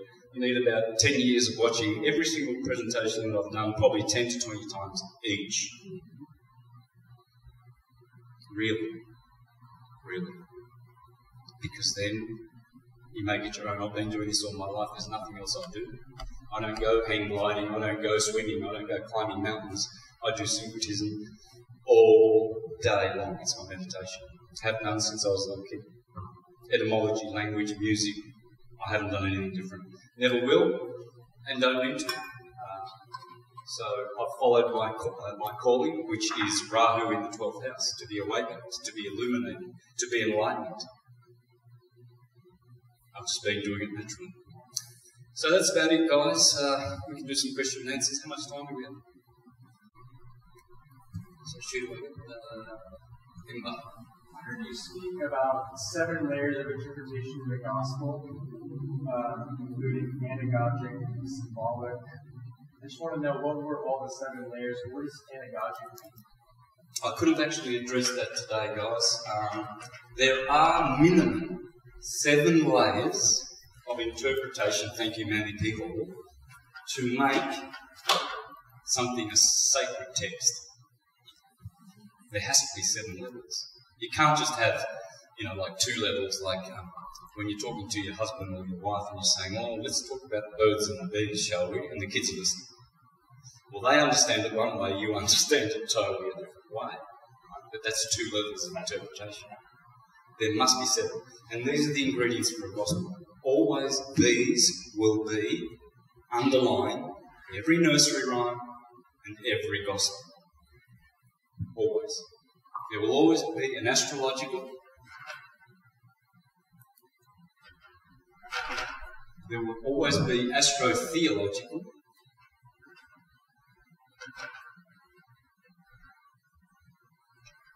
There will always be alchemy. Oops. Alchemy. Then literal is always there, usually, not always, at the bottom. Always at the bottom, the foundation. Always at the top is astrological. It's the mother of all sciences. Everything proceeds from here. Okay? Astrotheology, alchemy, biology. I can write very, very nicely, actually, when I'm concentrating, but in all my presentations, it's all sloppy and messy. Yeah, I can. Usually my writing is horrible if I don't use it. Biology. So I can put anything here, gematria. I can choose any of the hundreds of levels that I'm just going to pick. Gematria. I could put numerology in there, but it's in gematria. Sacred geometry,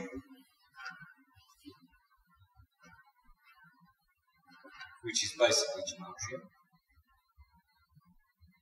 The world is made with numbers and letters. Numbers are quantities, letters are qualities. All these are tum.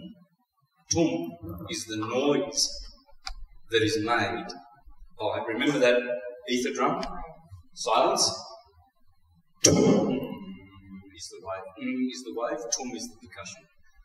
So that's what everything's doing. manifest a vibration of reality through that sound. All is atonement. It has to be.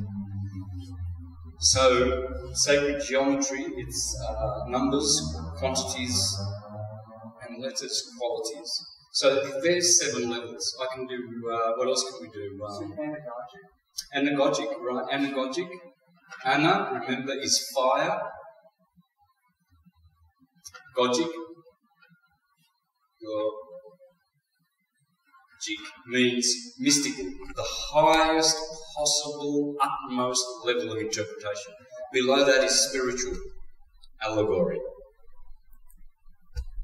So the Jews, they have an acronym, and it's the same word as paradise. P, R, D, and S, paradise. So they give you paradise.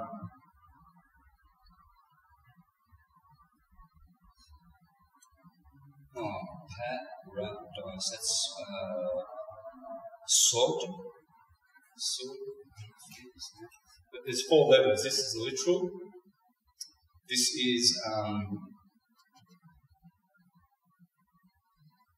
I'm embarrassing myself now. I used to do this all. I've done this in a lot of presentations actually. The 4 letters for the word paradise are the 4 levels of initiation of the Jews. Sod they teach to men at minimum 42 years of age, because otherwise they say they will go insane. This is the literal. Pradesh, that's it. Pradesh. Pradesh. Resh. No, it can't be Resh. Drash. Pradesh, and Sod. Anyway, it goes from literal to anagogic. That's anagogic. This is allegoric here, and this is you'll find it in a few of my presentations, but those are the 4 levels. Okay, so we want to get to anagogic, Sod, maturity. They teach this at 12 years old. They teach little children that Santa Claus is not literal, Jesus is not literal, Pradesh is literal. They begin with, Santa Claus stories.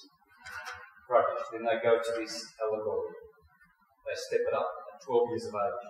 This is in the 30s, this is up to 40. I think a man has to be minimum 42 or 49 to learn Sud.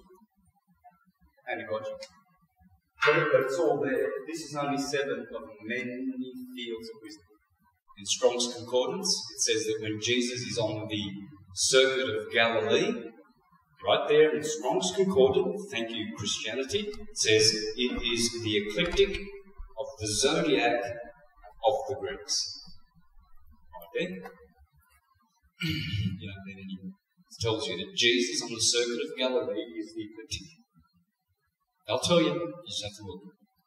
Right, do that again. The authorship of the Bible, where would you say that originated from, or how they put it together? Okay.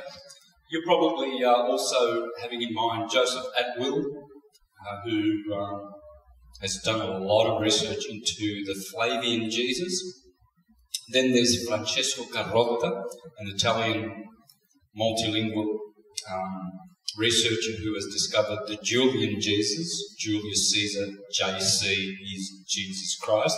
He points out that the Julians did this, the Flavians 80 years later.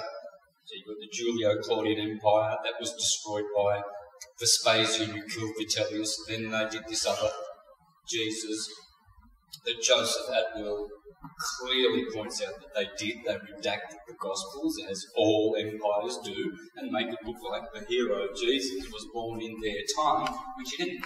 It's timeless. It's all timeless. They just steal the mythologies and redact them and make them look like, oh, Jesus was born in the time of the Romans and the Romans killed him. It's not even literal. It's a Humpty Dumpty story. But it has wisdom, which is endless and timeless. So, Joseph Atwill, Francesco Carlotta, and many other writers, they're all right. They're correct. That the Flavians did it, and the Julians did it. But that's not where it begins, nor where it ends. The Gospels are timeless. Period. You can prove that by reading Bhagavad Gita, Ramayana, Mahabharata. All of them have exactly the same story. It's all the same story. Same. Everywhere you go, always the same story. Therefore, it is the same story. That's astrological. So, Francesco Carotta points out that both J.C. Julius Caesar have a calendar. It's called the Julio-Gregorian calendar, and it's also called the Anno Domini calendar, which refers to his counterpart, Jesus Christ, the year of the Lord. So he goes, duh, that's a no-brainer.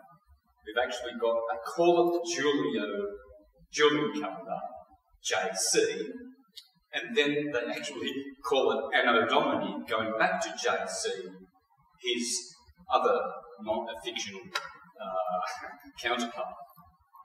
Both die on the Ides of March. One gets betrayed by Brutus, one by Judas. One passes the Rubicon, one passes the Jordan. One goes to Capernaum, one goes to Capernaum. And you see, Julius Caesar is the popular hero of the time, just like Jesus is the popular hero of the time, and it's neither of them necessarily are historical people. They're not even... Okay, I'll go as far as to say as Julius Caesar is not necessarily historical. Think about that. I'm not going to go and say he's not, but you think about that, because history repeats every 1,000 years. That's what it says in Bhagavad Gita. Krishna is making history repeat every 1,000 years. And when you read Ecclesiastes in the Bible, it says, as 1,000 years are to man, is one day to the Lord. This 1,000-year repetition, JC, always starts at the beginning of every 1,000-year cycle. Julius Caesar, Jesus Christ, Hercules, before that it was Osiris, before that it was... Every 1,000 years, the same pattern happens. In fact, it's every 1,008 years. It's the true repetitive cycle now. Every 1,008 years, history absolutely, exactly repeats with different variables. There's other ways I can show you that history is a 1,000-year thing. Look at the work of Anatoly Fomenko. I've got his books at home about the 1,000 years that are missing here and what have you. By reading him, I've worked out that, and Bhagavad Gita and many other scriptures, that it's a repetitive pattern of 1,000 years, and it's 1,008 years, which is based on Uranus' cycle. 1,008 years equals 12 revolutions. So if you keep that in mind, I won't go any further with that. You'll find this material in my presentations. I've spoken this about also. That once you work out that it's repeating, there's always a new cycle which starts with the JC archetype, and then all the other things repeat. They repeat. History repeats with different variables, but same old thing. That's why Julian said I was Alexander the Great. The greatest emperor of Rome, Julian, my favourite Neoplatonist, he said, I am the incarnation of Alexander the Great. He wasn't joking. He wasn't mucking around. Because that's how it works. Yep. Every 1,000 years.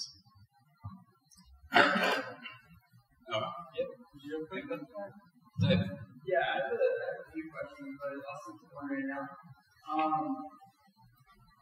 don't think I've heard you talk too much about, you were speaking about some of the problems that individual astrologers have with getting people's chart rights in certain instances. How much do you think free will is playing into that versus the energy? So, charts have many variables and ways of looking at it and interpretation. So one astrologer says, oh, your Mars is in Capricorn, this means you're going to be do-do-do-do. The other one says, no, it's going to mean this, that, and the other, right? Yeah. Is that the fault of astrology, or is it the fault of the astrologer that there's so much discord? The astrologer, not astrology. Because we only have the fragments of this great science. It has been persecuted to no end by the Jesuits, to no end. You'll realise one day when you realise how extensive the destruction of Tartaria was, how they went after this science of magnetism. And, how to interpret every degree, minute and second, and it was all catalogued and tabulated information for every degree. You could work out things to the T. So you think you can predict pretty much anything and everything to the very, very detail. Absolutely. Astrology does this. Yeah. So when I'm looking forward to something, for instance, the incident that happened to me where on the 13th of this month, full moon in Aries, I knew that was going to bring something hectic. And I was staying at the place of an Aryan woman, and Mari was there, she's Aryan. So it's a full moon in Aries. And Molly, who's Aryan, was receiving text from a very obsessed ex-boyfriend from years ago, telling her that he's going to murder her and me and her dog with a baseball bat and a knife, and turned up on the 13th of this month with a baseball bat and a knife. And so Mars was in Libra. All you astrologers know that Libra is the seventh sign, which corresponds to the seventh house, which is about partners. Mars hates Libra because Mars is in detriment in Libra. Whenever Mars is in Libra in anyone's charts, their kidneys run hot. And so their judgment process is put out of balance because Mars throws the scales out of balance because it's in there. Mars is hectic and erratic. And I've seen it in the charts of many people who have Mars in Libra. The problems they have in their relationships, the friction, the high burning energy, the action, the aggressiveness. Well, that was in general. Think about it. Have you spoken to some of your friends? Have you noticed how many married partnerships are struggling? I'm struggling with my boyfriend, my girlfriend, right? That was the general energy of Mars in Libra on the 13th. So here comes this guy, he knocks on the door, she opens the door, baseball bat starts swinging. And that's Mars in Libra. Accidents, cuts, injuries. At the time, the moon was transiting my 8th house. The house of death, accidents, injuries, surgery. Anyway, make the story short, because I did tell you about this earlier on. Unfortunately, he got himself killed. And that's the sort of thing that Mars in Libra will do. Your actions will be impaired. You see, so when you see these energies, you can't exactly know what's going to happen. I could have got cut up more, right? A lot less. Could have gone many different ways, but the general condition was that Mars in Libra will bring bad judgment, erratic behaviour in partnerships and breakups of marriages, etc. It has to, because that's how astrology works, and it's doing it, and it did do that. But then the other things will bring other variables. That's the general tone of what's coming for that period, of that transit. But then all the other degrees and all the other planets playing part of this theatre, changing the dynamics of the theatre, they all come into play as well. So in another timeline, that event could have happened again. I could have been cut up and sliced to pieces, and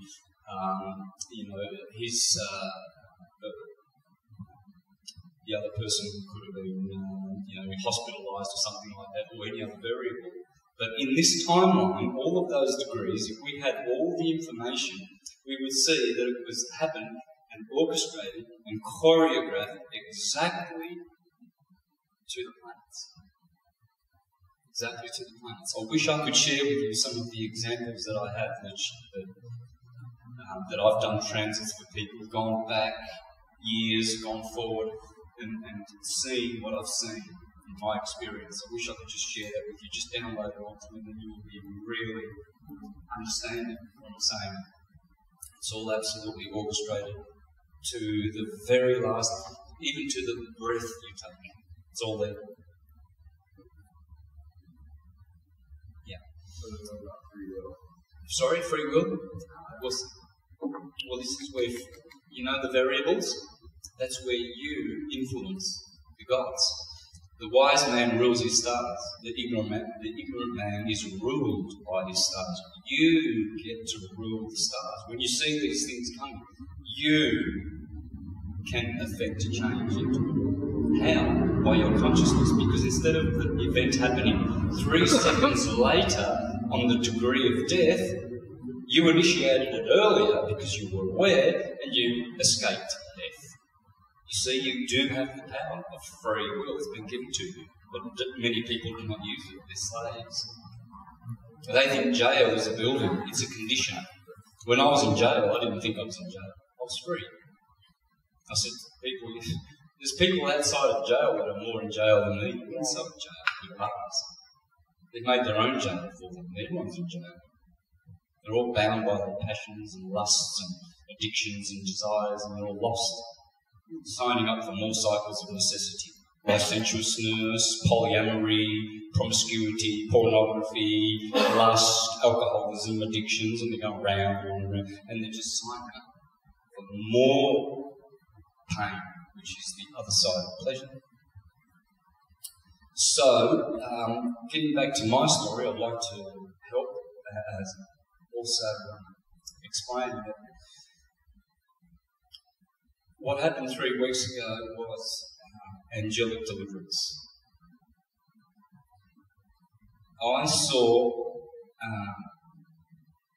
the hand of extra-dimensional entities helping me to survive.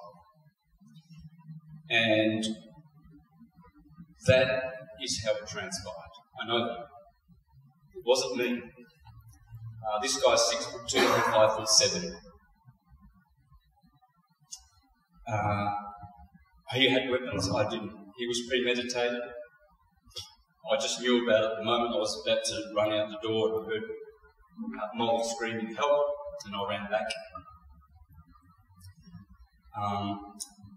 But what did I bring to the table? So some people say, oh, that was heroic of you, Santos. Anyone who has love in their heart and who's integrated will do the same thing. But the result may be different. Why did I succeed? Well, I give the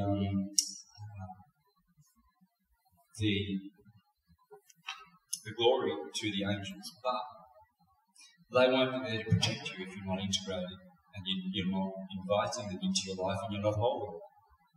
So what did I do? Well, I brought my integrity. I brought my strength.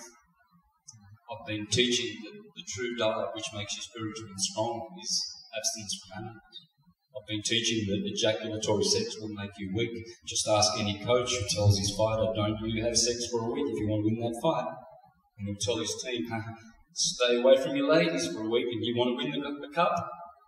Sex will debilitate you and make you weak in the knees because you're sacrilegiously desecrating your own temple. Every ejaculation you have is smashing and destroying your life force and creating wormholes to demons. Sorry to have to tell you, but that's how it works. So I brought that. I always say, ejaculators lose and non-ejaculators always win because they keep their strength. I'm keeping my minerals for me. I ain't going to give it to nobody. No one gets it. No one gets my DNA unless they're perfectly clean. See these polyamorous people?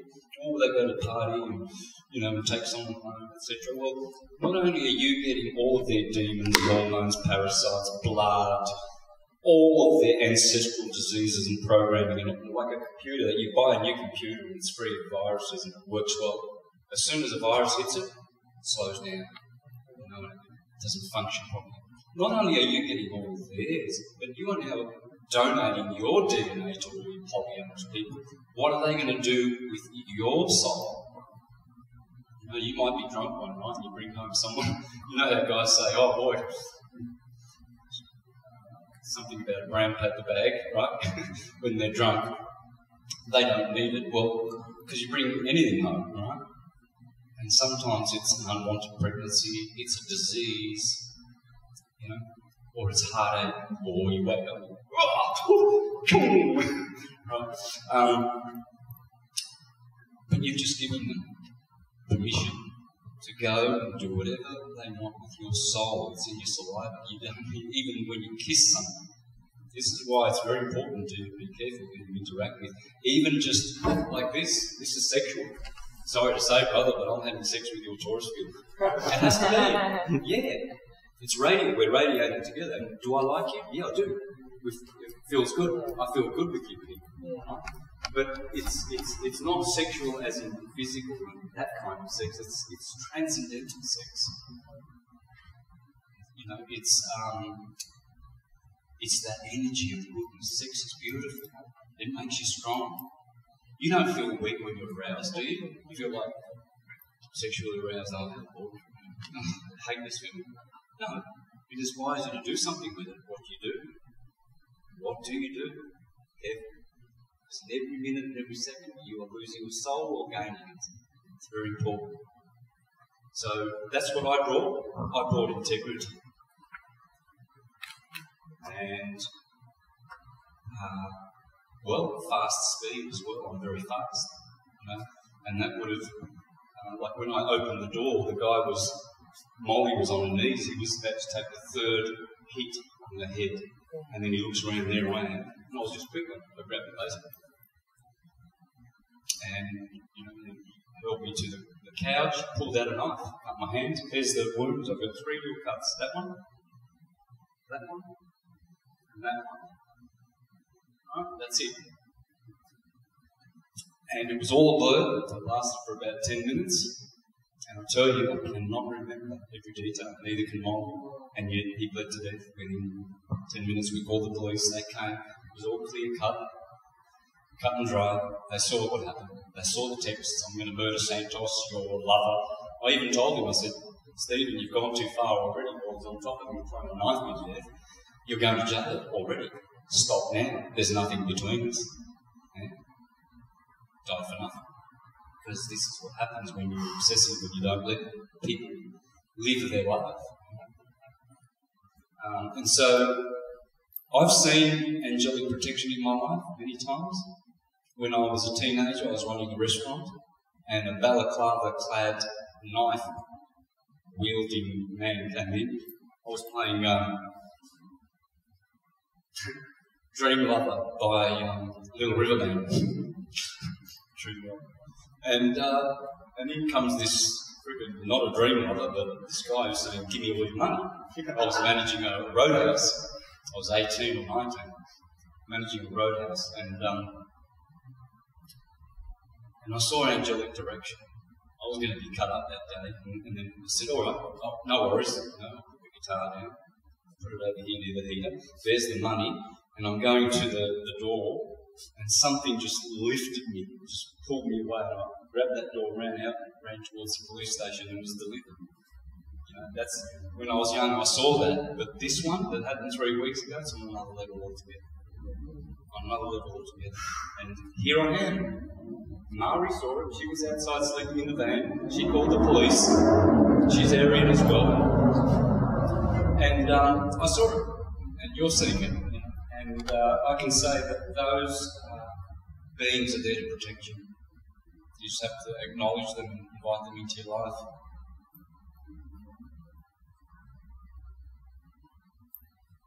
Yeah, so that's the only reason I'm sharing it, because I've been speaking about it all my life, and we have to know that it is real. Life is serious. We are creating a light body with beauty and wisdom and growing. Yeah, I can see it here. It's happening. The more conscious we are, the more we emanate light. Have you noticed that? So someone who's dull and not very conscious, there's not much inspiration there. It's like this flow, just the present. Move on. Right? But this is creating a lot of and swapping. Right, more questions? Is there a symbolic or functional significance in removing the ampersand from the alphabet? Can you repeat the question? Yeah. We can't hear. Why did they remove the ampersand from the English language?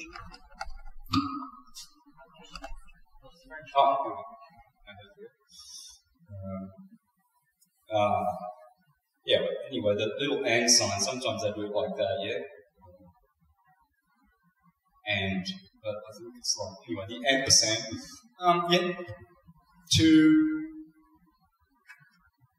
to make one number less than the perfection, the number of perfection, which is 27, the Rubik's Cube. But then again, that's not a good way to explain that, because the number of 26 is valid as well. 26 is the half of 52. There are 52 cards in the deck, 52 weeks of the year. So again, it all goes back to the Yaramic. So 26 is valid as well. 29 of the Jews, the Hebrew, extensive Hebrew alphabet. 22 is the normal Hebrew, and they've got another one which is 29. And remember, there's many other 29s. And in numerology, they're all significant. It's too elaborate to be able to, explain that properly. But remember one thing: just validate everything you learn. If you can't validate, get rid of it. Right? You see these people coming along saying, "Oh, the 12 signs, that's old-fashioned. Now NASA tells you there are 13 signs. A Fucus has jumped in." They jump to a new truth just so flippantly and quickly without having any solid basis, and they teach it and preach it as if it's true. No grounding, no direct knowledge. Well, there is a system of 13, it's lunar, but it doesn't discredit and debunk the system of 12. It just complements it. Jazz does not debunk blues. Just because the jazz musicians think they're better than the blues musicians, they can't say, hey, you can't play blues anymore because jazz is better. It's a better system. It makes people happy.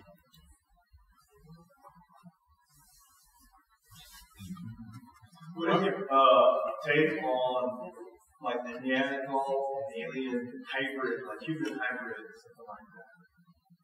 Well, the story of Cro-Magnon becoming ascending from Neanderthal, what was it, 15,000 years ago? When is Cro-Magnon? We are Cro-Magnon, yeah? When did that happen? 15,000 years ago? Yeah. But anyway, we jump from Neanderthal to Cro-Magnon. Okay? So, or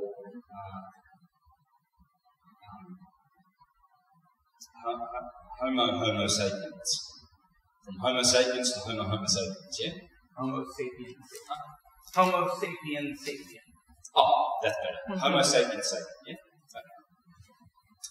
So, I would like to offer a way of understanding that. I'm not saying this is how it is, but when the scriptures talk about the return of Christ, etc., the second coming, the Elysian fields, paradise which is coming, Armageddon, all of this hopeful about Christ consciousness returning in the glorious golden days. It's all showing how the evolution of humanity, not that we've evolved a la Darwin, but evolution is a true doctrine, not Darwinian evolution. Forget about that. That's material. It's a materialist because it starts from a material soup and goes back to cause. So a material nothing just made humanity and consciousness and everything like that, and then it goes back to spiritual causes. This is Aristotelian, Newtonian rubbish, Darwinian rubbish. The Neoplatonists taught the opposite. Everything comes from causes, like that. Screen, it doesn't begin on the screen, it begins in the fire. That's where the information comes from. So, there are spiritual causes for all things. So when the return of the Christ comes, it means that man, his consciousness going from mineral, plant, animal to human, These are all steps which are road maps or pointers to the level of consciousness that humanity has been seeded with. So Cro-Magnon would be a way of saying that mankind received or came into a higher level, more developed in his nervous system at such and such a time. It has to be. Because they tell you, that's how they tell you that in academic conventional science. They tell you that Neanderthal was limited in his brain and then he became more erectus, and became more intelligent. And now he's Cro-Magnon and we're very intelligent. Well, Michael Cremo, who teaches devolution rather than evolution, proves that we are devolving throughout all life. That's how it works.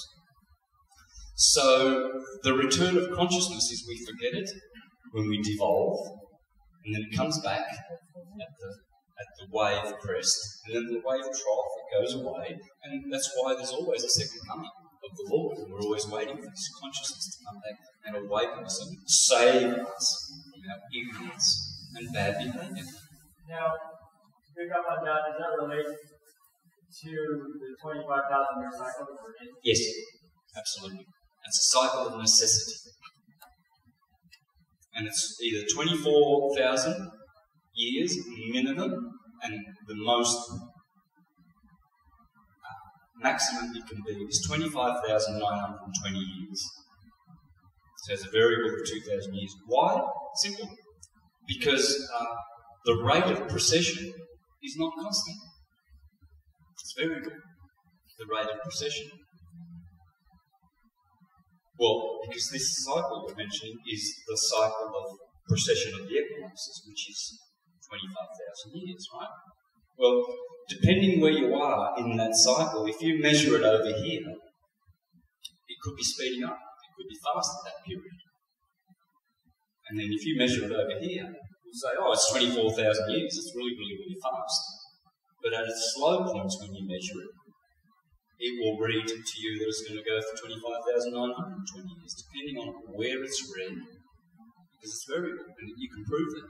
The rate of precession is variable. I've seen the data from astronomy. I've seen that it's, they say it's 1 degree every 72 years. Well, it's sped up recently to about 1 degree every 69 or 68 years. It's changing, it's variable. I know that doesn't relate to the subject that we just covered, but what you're talking about, what's that? You mentioned before that where the binary starts and where it's Sirius.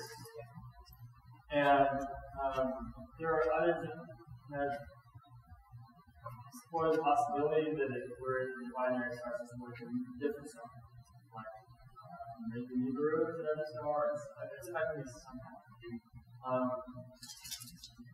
What can you tell us about that? How would we sort of make that all tie together? So, in some, Sri Yukteswar, the guy who spoke of magnetism as divine magnetism, which I mentioned at the start of the presentation, he says that our sun is in a binary with Sirius, and it takes 24,000 years. Now, Sri Yukteswar was influenced by the Jesuits who have controlled India for 500 years, and so he was using an incorrect model to explain a very, very universal truth. We're in a cycle called the cycle of precession. And he says that Sirius is over here, and our sun is over here, and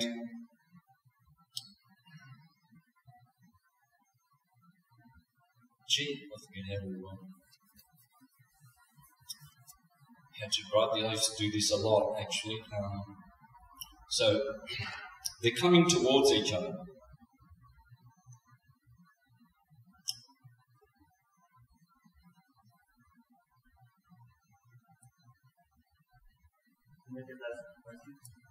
Is it? Do you remember how we used to do this? I think you both made it as Oh, yeah, okay. So, it's like this.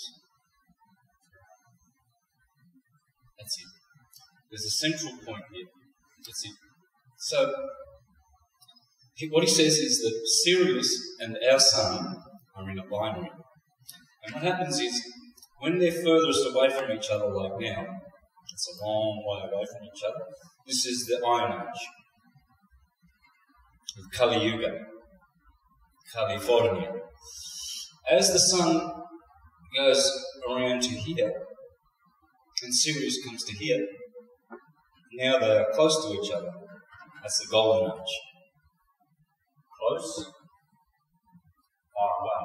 So as Sirius is going away, it's redshift. When it comes back, it turns blue, which it is blue now. The Ptolemy mentions that Sirius was once red. Marcus Manilius says it was blue.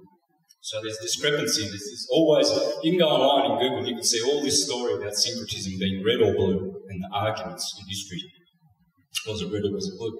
Well, Sri Deswar says that it's basically red shift going away, blue shift coming towards. So we are now, supposedly, according to him, we are coming towards, and Sirius is coming towards us here as well. We're about here. And we've just entered the Dvapara Yuga.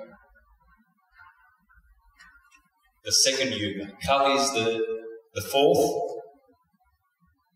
This is the third. Hang on, Treta Yuga. So we've got Satya. Satya is the first, the Golden Age. Treta, Silver Age. Dvapara, Copper Age, Bronze, and that's the Iron Age, the Kali. So you've got Satya, Treta, Dvapara, and Kali Yuga. So, and that's all in here. And he's got a graph in his book where he shows Iron Age. Here, going down and going back is the Copper Age. Here will be the Silver Age, and all of this is the Golden Age. And you can see the Golden Age lasts for 12,000 years, and then all of this is the other 12,000 years of silver, copper, and iron. Now, how do we explain this with a horizontal, stationary flat Earth? Easy. They are not binary, but they're not flying around in space. Sirius is the only star, possibly, that does not precess. In the Middle Ages, the Arabic astronomers, the Muslim and Persian astrologers, they were always monitoring Sirius and found that it does not precess. In fact, the pyramid, the Great Pyramid of Egypt, the Cheops or the Khufu Pyramid, it has a king's chamber, and in the south, that's pointing to Sirius. The southern one, that's pointing to Theban. This one's used to point to Polaris in the north, and this is to Sirius, and one is to Sirius. Anyway, one of the arguments that they made was that chamber, Sirius has been in that chamber. You can still see it today. You'll see Sirius through that chamber. It's lined up to Sirius and it's never changed. It's never precessed. So how I see it is that they are in a binary, and it is a 24,000-year cycle, but they're not flying around in space. Sirius comes closer to our sun and then goes back. It's a breath. So how it works, I don't know. But it could be that Sirius is another Taurus field solar system next to ours, which is a floating Taurus field. That's what it is. Shape of the heart. That's the Earth, the plane of inertia, planet of Eartha. This is the North Pole. This is the South Pole. It's a disk. Thank you, Stan Tenen. and Sirius is possibly another one over here. And they come into, they're connected to each other because there's millions of these. We're not the only solar system. Read Bhagavad Gita, there's an endless amount of Brahman universes, like the endless amount of cells in your body. These are cells. And so Sirius is the girlfriend of our solar system somehow. It's the mother, Isis. She is the mother, the womb of this solar system. Her Taurus field energy is having a very sexual relationship with our solar system. That's why when the scriptures say Jesus of Nazareth, it's saying Jesus of Sirius. The Arabic words point to Sirius because our sun is Jesus. And if it's from Isis or Sirius, it's telling you that it is the mother system of our solar system. And this is why all the peoples attributed so much reverence to this star. In fact, we still call people Sir, yes, Sir, to this day. Because it is the most divine epithet and compliment you can give to people. And the Dogon people, Dogon, there you go, backwards, Dogon, no God, or to know God. See, the Dogon people, they were always monitoring Sirius and loving it and revering it because they knew the relationship. They knew the 49-year cycle of Sirius B going on around, supposedly, Sirius A. So it is the God star. It's the dog star and it's the God star. Dog and God are interchangeable. They call it the dog star because they're telling you the same letters mean God. You have to just pay attention. But, yeah, there's definitely a relationship to answer. I hope I answered that as best I could, but I mean, sufficiently, but that's about the best I can come up with. No one else has come up with anything that impresses me about it, except for Walter Cruttenden's book on Sirius, but he's, probably very conventional in his way of explaining it and using Jesuit Copernican explanations, which are all hocus pocus. All right, that's it. Yeah, thanks, guys. Thanks, Santos.